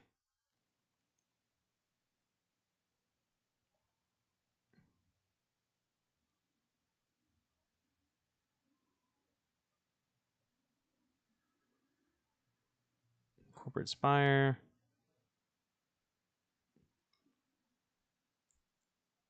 Glow of a citywide rail matrix delivery drone and a chance to venture towards the industrial outskirts where your first destination awaits. Right, the industrial outskirts. Okay.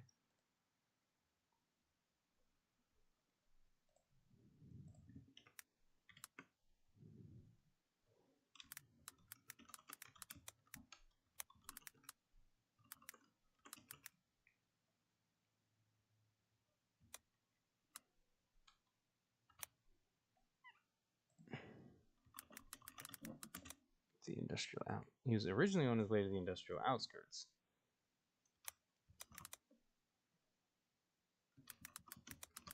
To snoop around. Save changes.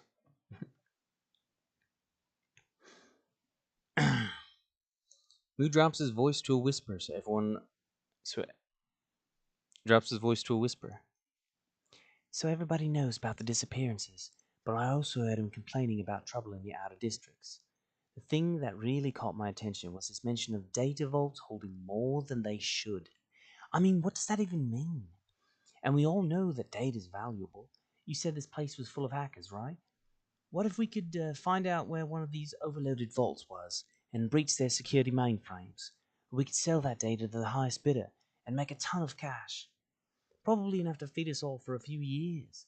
You could pay off family debts or help get people off the streets and into homes. And all it would take is one quick job, and then we'd be rich. And what if the data in these vaults could tell us something about missing relatives? If you have family members who've disappeared, wouldn't you want to know what happened to them? What if they're still out there somewhere? It could be dangerous if we get caught, but I'd rather pay a hacker one measly fee for a big bust than work some boring dead-end job for the rest of my life. My parents are barely making it by, and I heard the landlord was going to double our rent next month. We won't even make it if I don't earn some major cash. I love the music business, but we couldn't possibly make enough money to cover that if I don't do something. They raised me. I owe them this much. They've given me my VO, and these little fellas here, Saffron and Zephyr.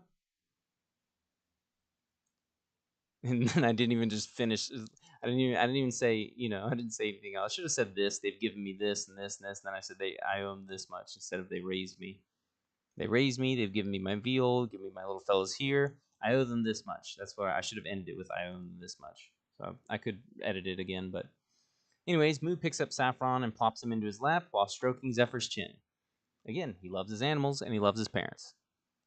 Mu-Thaun explains what he heard in full details, theorizing the possibility of a major heist that would be incredibly profitable to the idea of recovering missing family members. He explains to the group that he was originally on his way to the industrial outskirts to snoop around.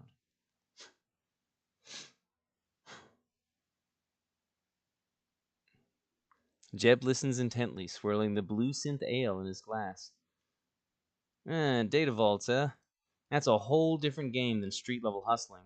Corps take data security seriously. Reaching one of those vaults would be like kicking a hornet's nest full of cybernetic wasps. He glances around the rusty bolt, taking in the faces of the other patrons. There are definitely people here who could crack a vault, but they don't come cheap, and they don't work with just anyone. Boris nods slowly, his brow furrowed in thought. Yeah, he's got a point. Could be big money. Could also be a quick trip to a corporate detention center. Lydia's silver eyes are fixated on you. I'm going to say fixated on you, studying your face as you speak. You're willing to risk all that for your family? For a chance at a better life? Her voice is soft, but there's an intensity in her gaze. It's admirable, but also naive. She pauses, then adds, but naivety can be a powerful weapon if used correctly. Jeb sighs. Look, I'm not saying it's impossible, but you need more than just gossip and good intentions. You need a plan, you need a team, and you need information. Do you even know what kind of security we're talking about? Firewalls, ice, black ice, neural scramblers? You can't just waltz in and download terabytes of data without someone noticing. Boris points his chopsticks towards the back corner of the bar. Ask around. See if anybody knows about these data vaults. But be careful who you talk to. Some of the regulars here are corporate informants. Others are just plain crazy. Lydia sets down her chopsticks and leans forward, her voice dropping to a near whisper as well. I know someone. A ghost in the machine. They call him Cypher. He knows things. Sees things others can't. But he's not easy to find, and he doesn't trust anyone. Jeb shakes his head. Cypher?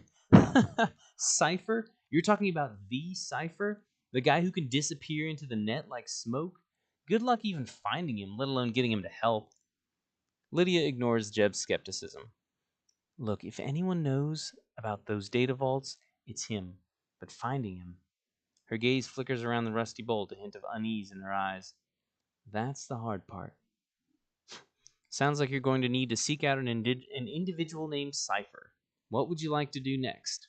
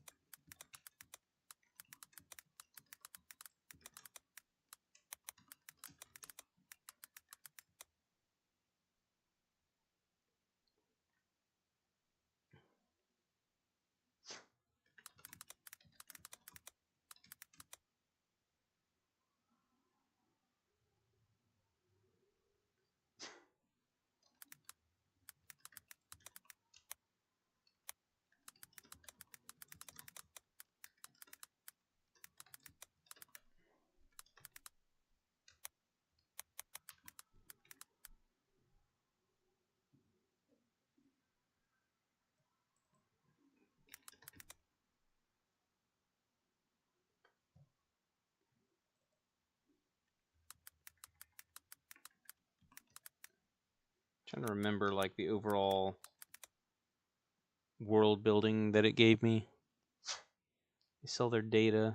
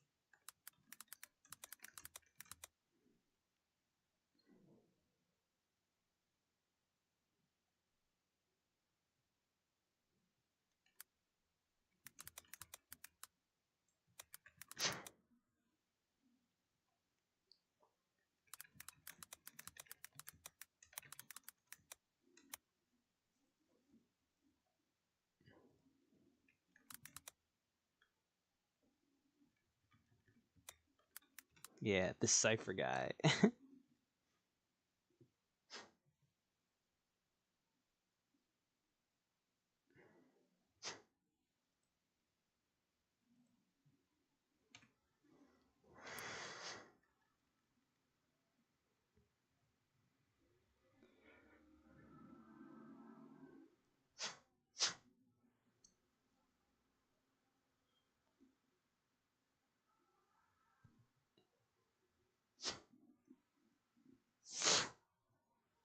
Hmm.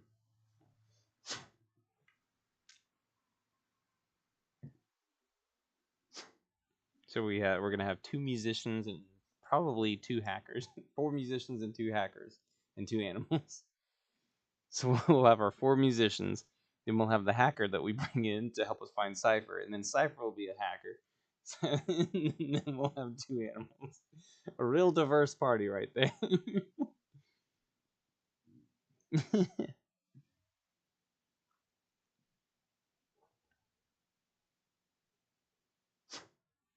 You never know, Cypher might not even be a guy. But my character's gonna immediately assume it's a guy.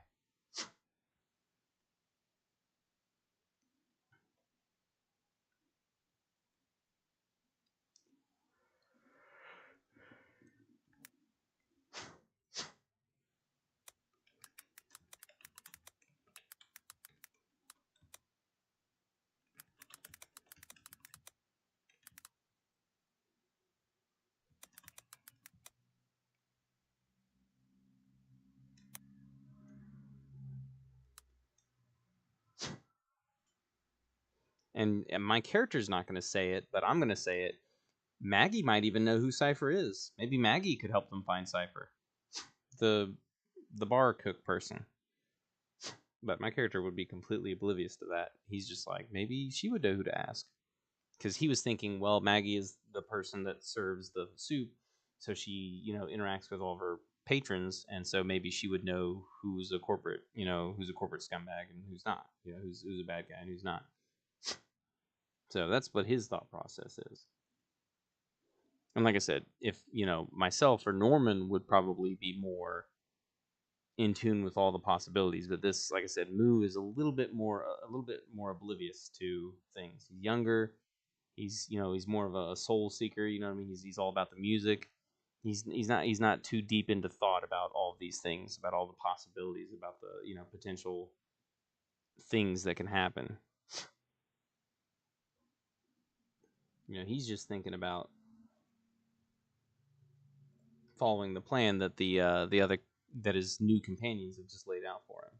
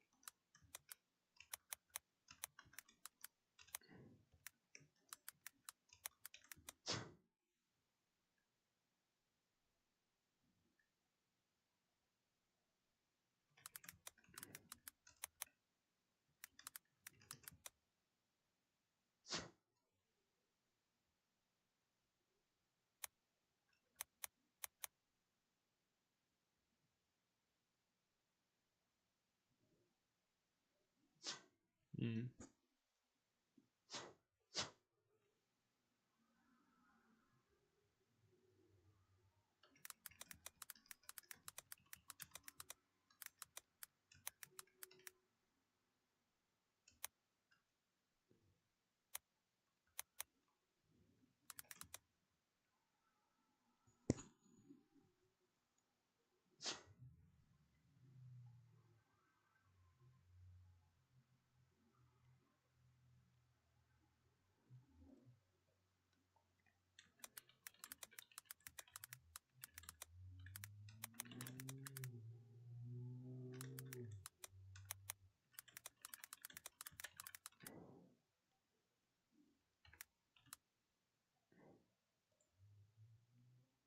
Oh, whoops. Embedded, not embedded.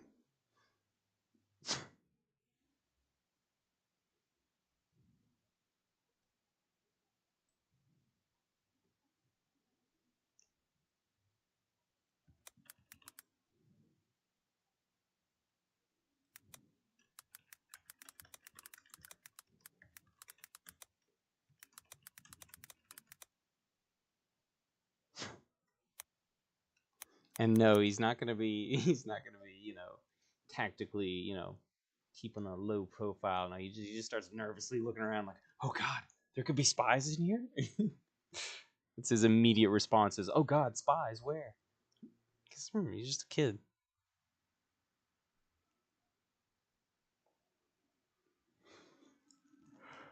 Had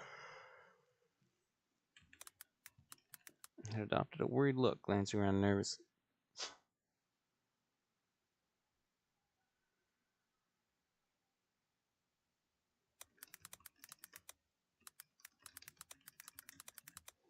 Glancing around nervously at the other patrons within the rusty. I almost said rusty nail. The rusty bolt. The rusty bolt. That should be good. And did I actually use the dialogue? Yep. Okay. Again, I'm hardly putting anything in any of these descriptions, but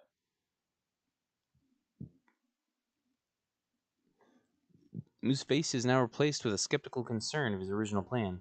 He was still determined to keep his parents from having to sell their data to a corporate overlord, but now he had doubts about how easy it would be to achieve this goal. He asked with deep concern now embedded in his voice. Do you guys know anybody around here that we could trust? Maybe we could hire somebody to help us find this cipher guy, and then we talk to him about hacking the data vaults. What about Maggie? Would she know who to ask?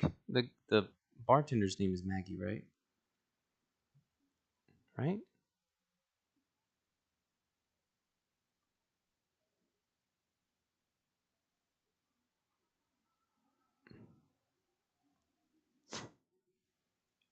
Yeah, Maggie.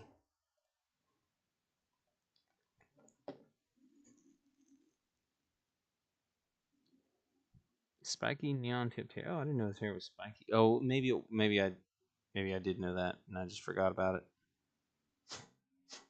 No, I don't think they ever described the way the characters look necessarily. Maggie, she knows everything that happens down here, but she doesn't give information out for free, and she hates people asking about the corpse.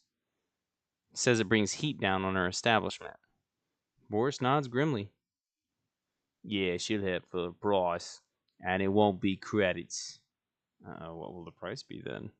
Ooh. Lydia's gaze is still fixed on you, her expression unreadable. Yep.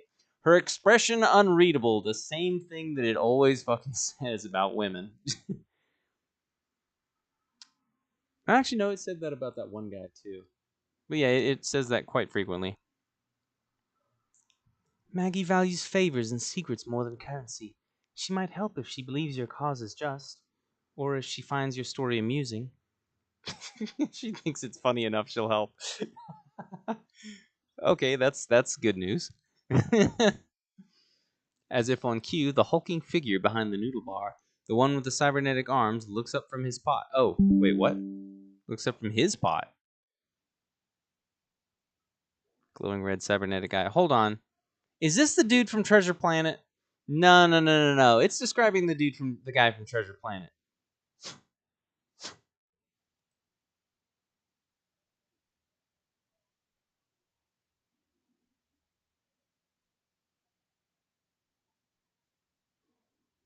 And see, and again, this is,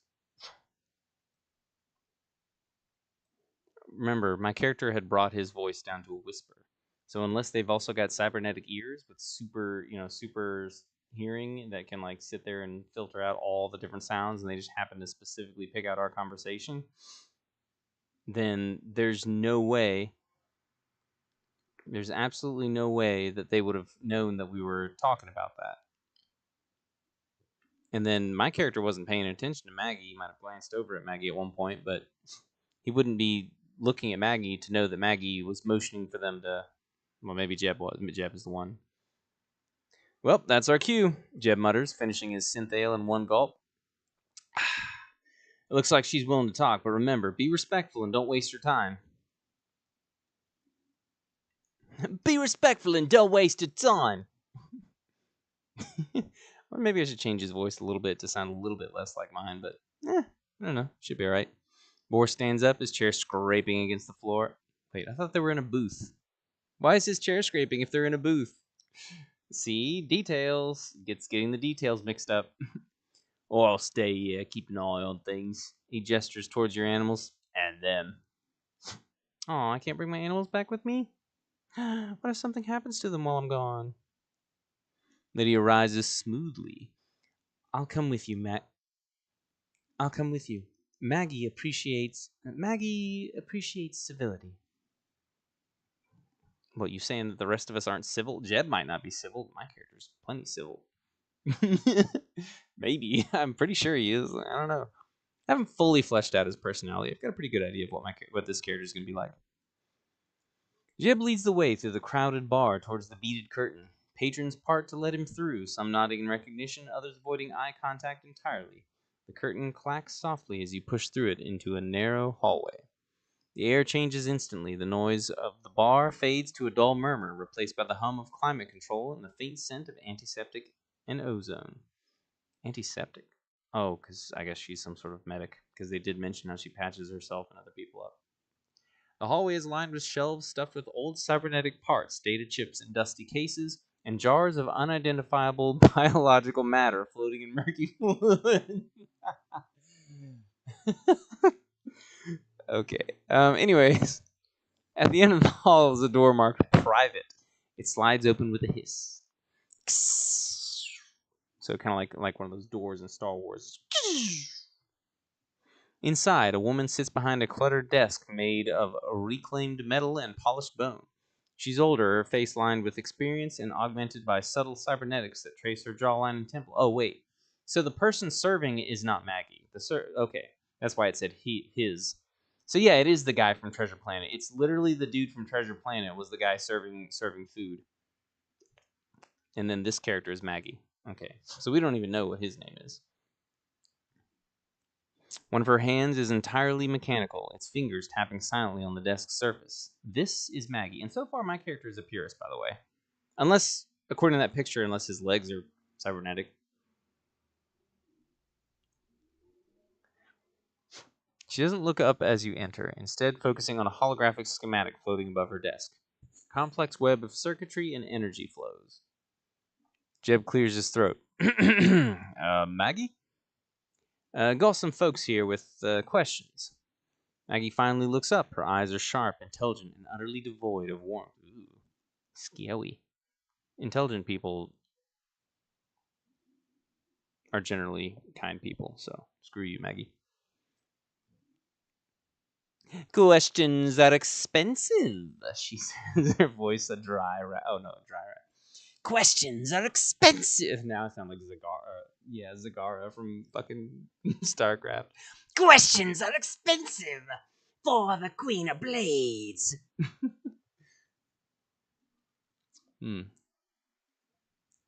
Questions are expensive, she says, her voice a dry rasp, and I don't deal in gossip.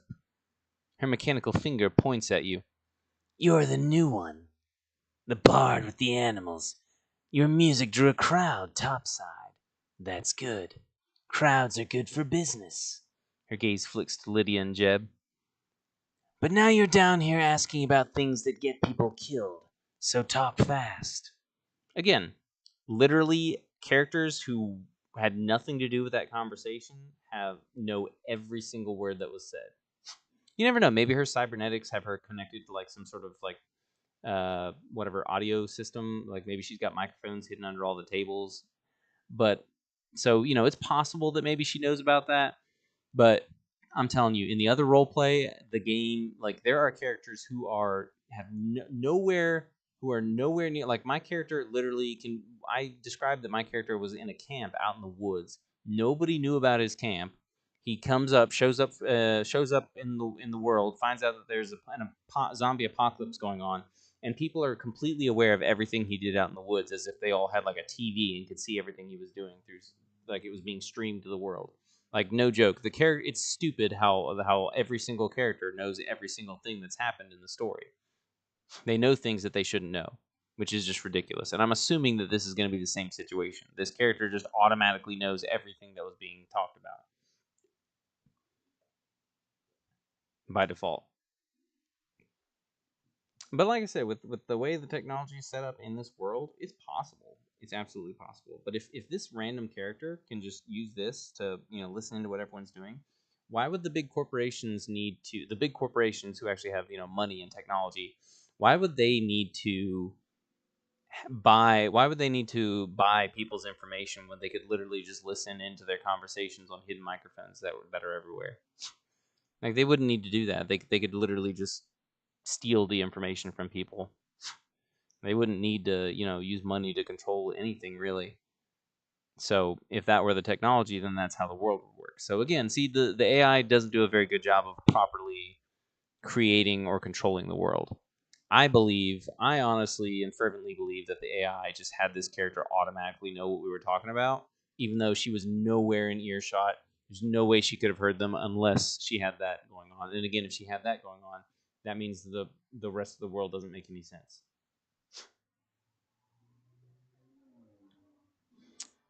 But anyways,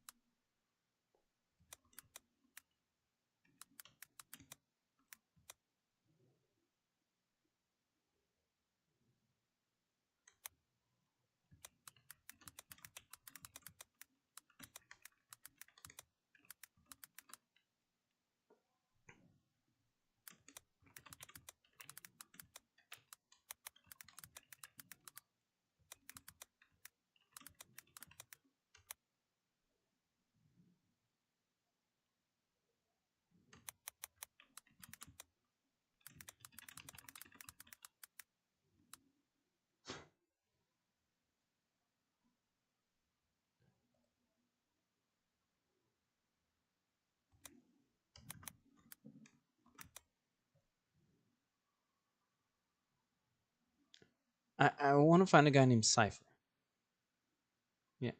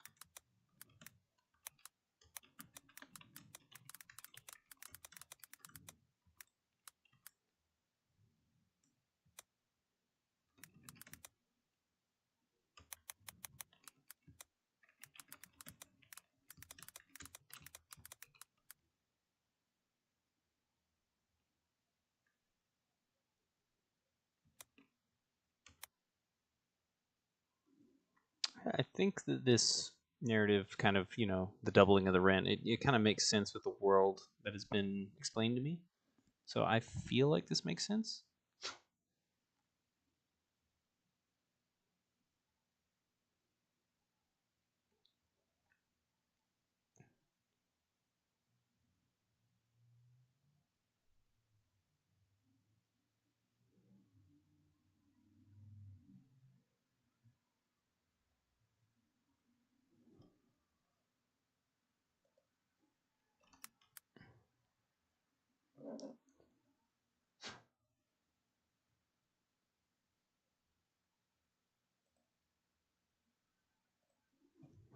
God, too much stuttering for my. I never stutter. Well, okay, I can't say never. I have stuttered before when speaking, but like I never do the. I don't do that. So this is probably way too much stuttering. But I'm, acting like my character's nervous.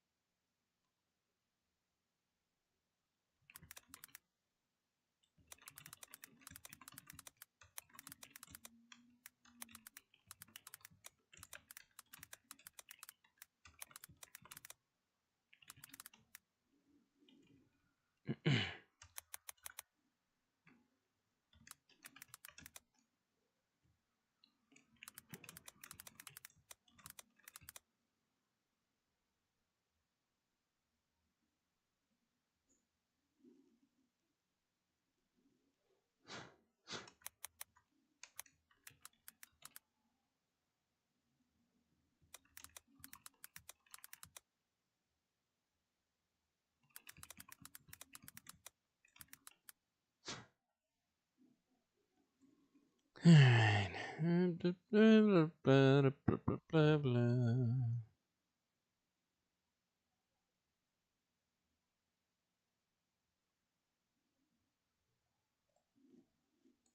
Got to give your character depth.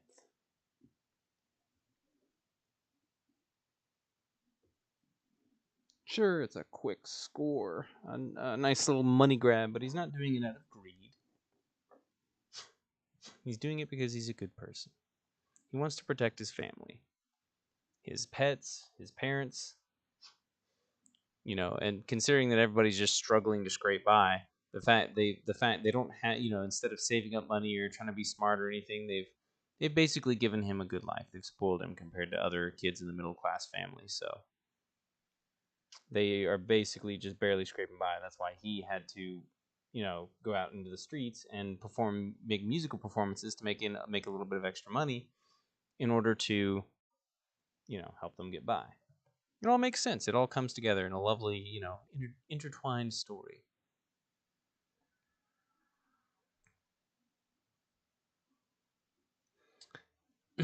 Moo shifts nervously in his chair.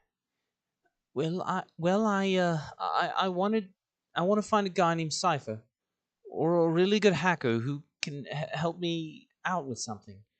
Something important. My parents have spent all their money to keep me out of trouble, and I've been trying to keep them out of trouble too. But with inflation and everything going up in price, I just don't want anything to happen to them. That's all. The landlord said he was going to double our rent next month. I heard me mum talking about it with Paul. We barely make it by as it is, and we hear about people going missing every day. I can't let that happen. Moo looks away for a brief moment to wipe away a tear before anybody would see it. His eyes had begun to water just thinking about what might happen to his parents if they failed to pay their dues. It was a constant fear of his that they would one day disappear and never be heard from again. So Mu-Thaun makes his plea to Maggie and hopes that she would help him. And Maggie's cybernetic fingers stop tapping. The holographic schematic above her desk dissolves into static. The room is silent except for the low hum of machinery and the faint, frantic beating of your own heart. Her sharp, augmented eyes study you, not with pity, but with a cold, analytic precision.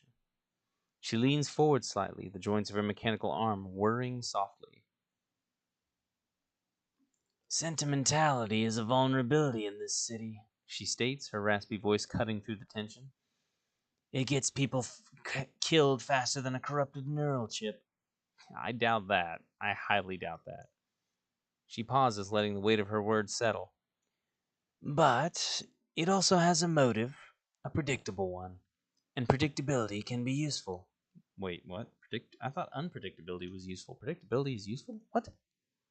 Does that mean she's going to manipulate this situation to try and make profit off of my character? She leans back in her chair, which groans in protest. Cypher isn't a person you find. He's a resource you access, a ghost in the machine. He contacts you if he decides your request has merit, or if the price is right. Her mechanical hand gestures to a small, outdated data slate on the corner of her desk. It's scarred and smudged with grease. Ew. Leave your request there, encrypted. Use the cipher key, Harlan. Oh, wait. If your story checks out, or if he's bored, he might reach out. A dead drop location will appear on that slate within 24 hours if he's interested. If not, it'll wipe itself. She picks up a stylus made of bone. Wait, what? And points it at you. The fee for this introduction is not credits, it's a favor. To be called in at any time of my choosing. Do we have an agreement? Jeb shifts his weight uncomfortably next to you. Lydia remains perfectly still, her expression unreadable. What would you like to do? Holy cow. Okay. So my guy has been spending his whole life avoiding debt. His parents have been, avoiding him getting into any debt, keeping him out of debt, keeping themselves out of debt. And now suddenly he's immediately agreeing to, be indebted to this person with a favor. And who knows what that favor could entail. And he doesn't even know Maggie. He doesn't know if he can trust Maggie. He doesn't know diddly squat about Maggie. Oof. That's a tough decision. And Cypher, okay, so apparently this Maggie person just has a direct line of communication to this Cypher character. If she does, that means other people do too. Like I said, oh, you need to contact Cypher? Let me just make up a way for you to contact Cypher.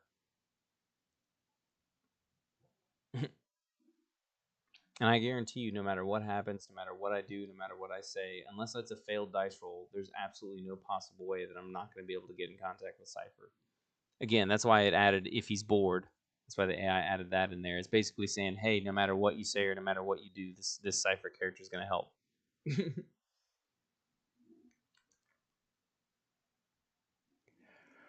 Ooh. But it is getting kind of late. I do still have a lot of stuff to do. I honestly don't know how I want to have my character. Obviously, my character's probably going to agree, but how he goes about agreeing, if he has any other questions, how he's going to word his request. I have to consider the fact that the stylus is made out of bone, which is also terrifying. I'm probably going to forget all the accents I've already given these characters, but I think that for now, even though we haven't gotten very far in the story, because I'm slow as fuck when it comes to me making my responses and deciding what to say, and I'm ranting in between and everything else, I think that here is where I'm going to stop it, and then the next one I can make a terrible deal, or whatever I want to name the chapter 2 of this adventure. But the dream is his dream of being able to help his parents, his dream of keeping them safe. That's the neon dream, the dream of being a musician, the dream of having friends, and also potentially maybe hooking up with this female elf character. But anyways, had to throw that in there, just had to. But anyways, that is chapter 1, the neon dream of this adventure. It's a very, like I said, very short chapter, but honestly, though, there's this decent bit of text here. Yeah, see, it's not that much. We didn't even make it that far. We didn't really get that far into it. And so far, we haven't had a whole lot of dice rolls or checks or anything. Like, I did one dice roll, I think, and I got an extremely high roll. Just completely dominated everything. I'm assuming that however many credits he earned from that was split between the 4 of them is probably how much he used to pay for the soup, or the noodles. So, but anyways, that'll be it for today. I will, unfortunately, you will all have to wait until next week on Sunday before I continue this, because I'm going to be extremely busy throughout the week. For this Sunday, if I manage to get everything done, I might come back and stream myself playing a video game or something. But for now, this is probably going to be it for until next week. So hope you enjoyed the role playing. If you have any questions or comments, of course, be sure to include that below in the comments section. If you liked the video, please leave a like. If you want to see more of this, if you want to see more role playing content, please subscribe to my channel. What I'm hoping to do is eventually, when I become a full-time YouTuber, I've got a whole bunch of gaming related stuff that I plan on doing. But also at some point, for now, I'm just going to do Mu-Thaun's story. But according to my account, I can make new chats, so I can make like new role plays. So I'm eventually planning on doing a multiplayer one as well. So if we get it, I don't know if it's got like a matchmaking system in this, or if like when I select multiplayer, it's going to allow me to like invite people. So I could potentially try to role play with people from the community. And also, I plan on doing another new chat. Like, this is going to be my character, but also I need to make another new chat, which I'll probably do that one before the multiplayer one. But or maybe after. Once I get enough people in here, once I get enough subscribers, enough people watching my streams, I want to have a stream-controlled roleplay where I create a character, and most of that character, all of their stats and attributes, will be voted on by the community. And then my character's actions or decisions will be voted on by the community. Now, with it being like multiple choice and everyone voting, that means that there might be like, maybe I can think of some, I can discuss with the chat some things that my characters can do, and then once we decide on a few, I'll put it up as a vote, and then everyone can vote to decide what my character's actions should be, and so on and so forth. And that way, essentially, I will have a community controlled character in a role play. Now, that role play is probably going to be just regular fantasy, D&D fantasy kind of gameplay. Like I said, this one, I wanted this one to be, the really cool neon themed one. This one's a zombie apocalypse text based. And honestly, so far there hasn't been a whole lot of dice rolling, which is different from what I've done here. Of course, then again, I haven't been in any combat yet. Like I said, the role play's barely gotten anywhere. And zombies, you run into zombies quite frequently in a zombie apocalypse. So, but here, there's a lot more going on than, so far we haven't run into any major combat scenarios. But anyways, so I do have plans for the Sunday role plays, And once I get enough subscribers, once I make enough money from YouTube specifically, in order to go only YouTube, I intend to, of course, go full-time YouTube. And then once that happens, that means that I will be able to also do things throughout the week, like gaming and possibly other role play adventures. So, I kind of want to make my channel very heavily role play based. I do enjoy text based role playing. I'm really good at it. It's probably not nearly as interesting as the Roll20 thing, because I'm not as good at voice acting. I don't do as much voice acting, whatever. But and nobody knows I exist as well. So for a lot of reasons, it's just. But anyways, that's enough of a rant. Thank you so much, everybody, for watching, and you have a fantastic rest of your day. Bye bye now. I want so badly at the end of every stream. I want so badly to just be like bye bye and do the Markiplier thing, but that would be theft. I would be stealing his his little technique. But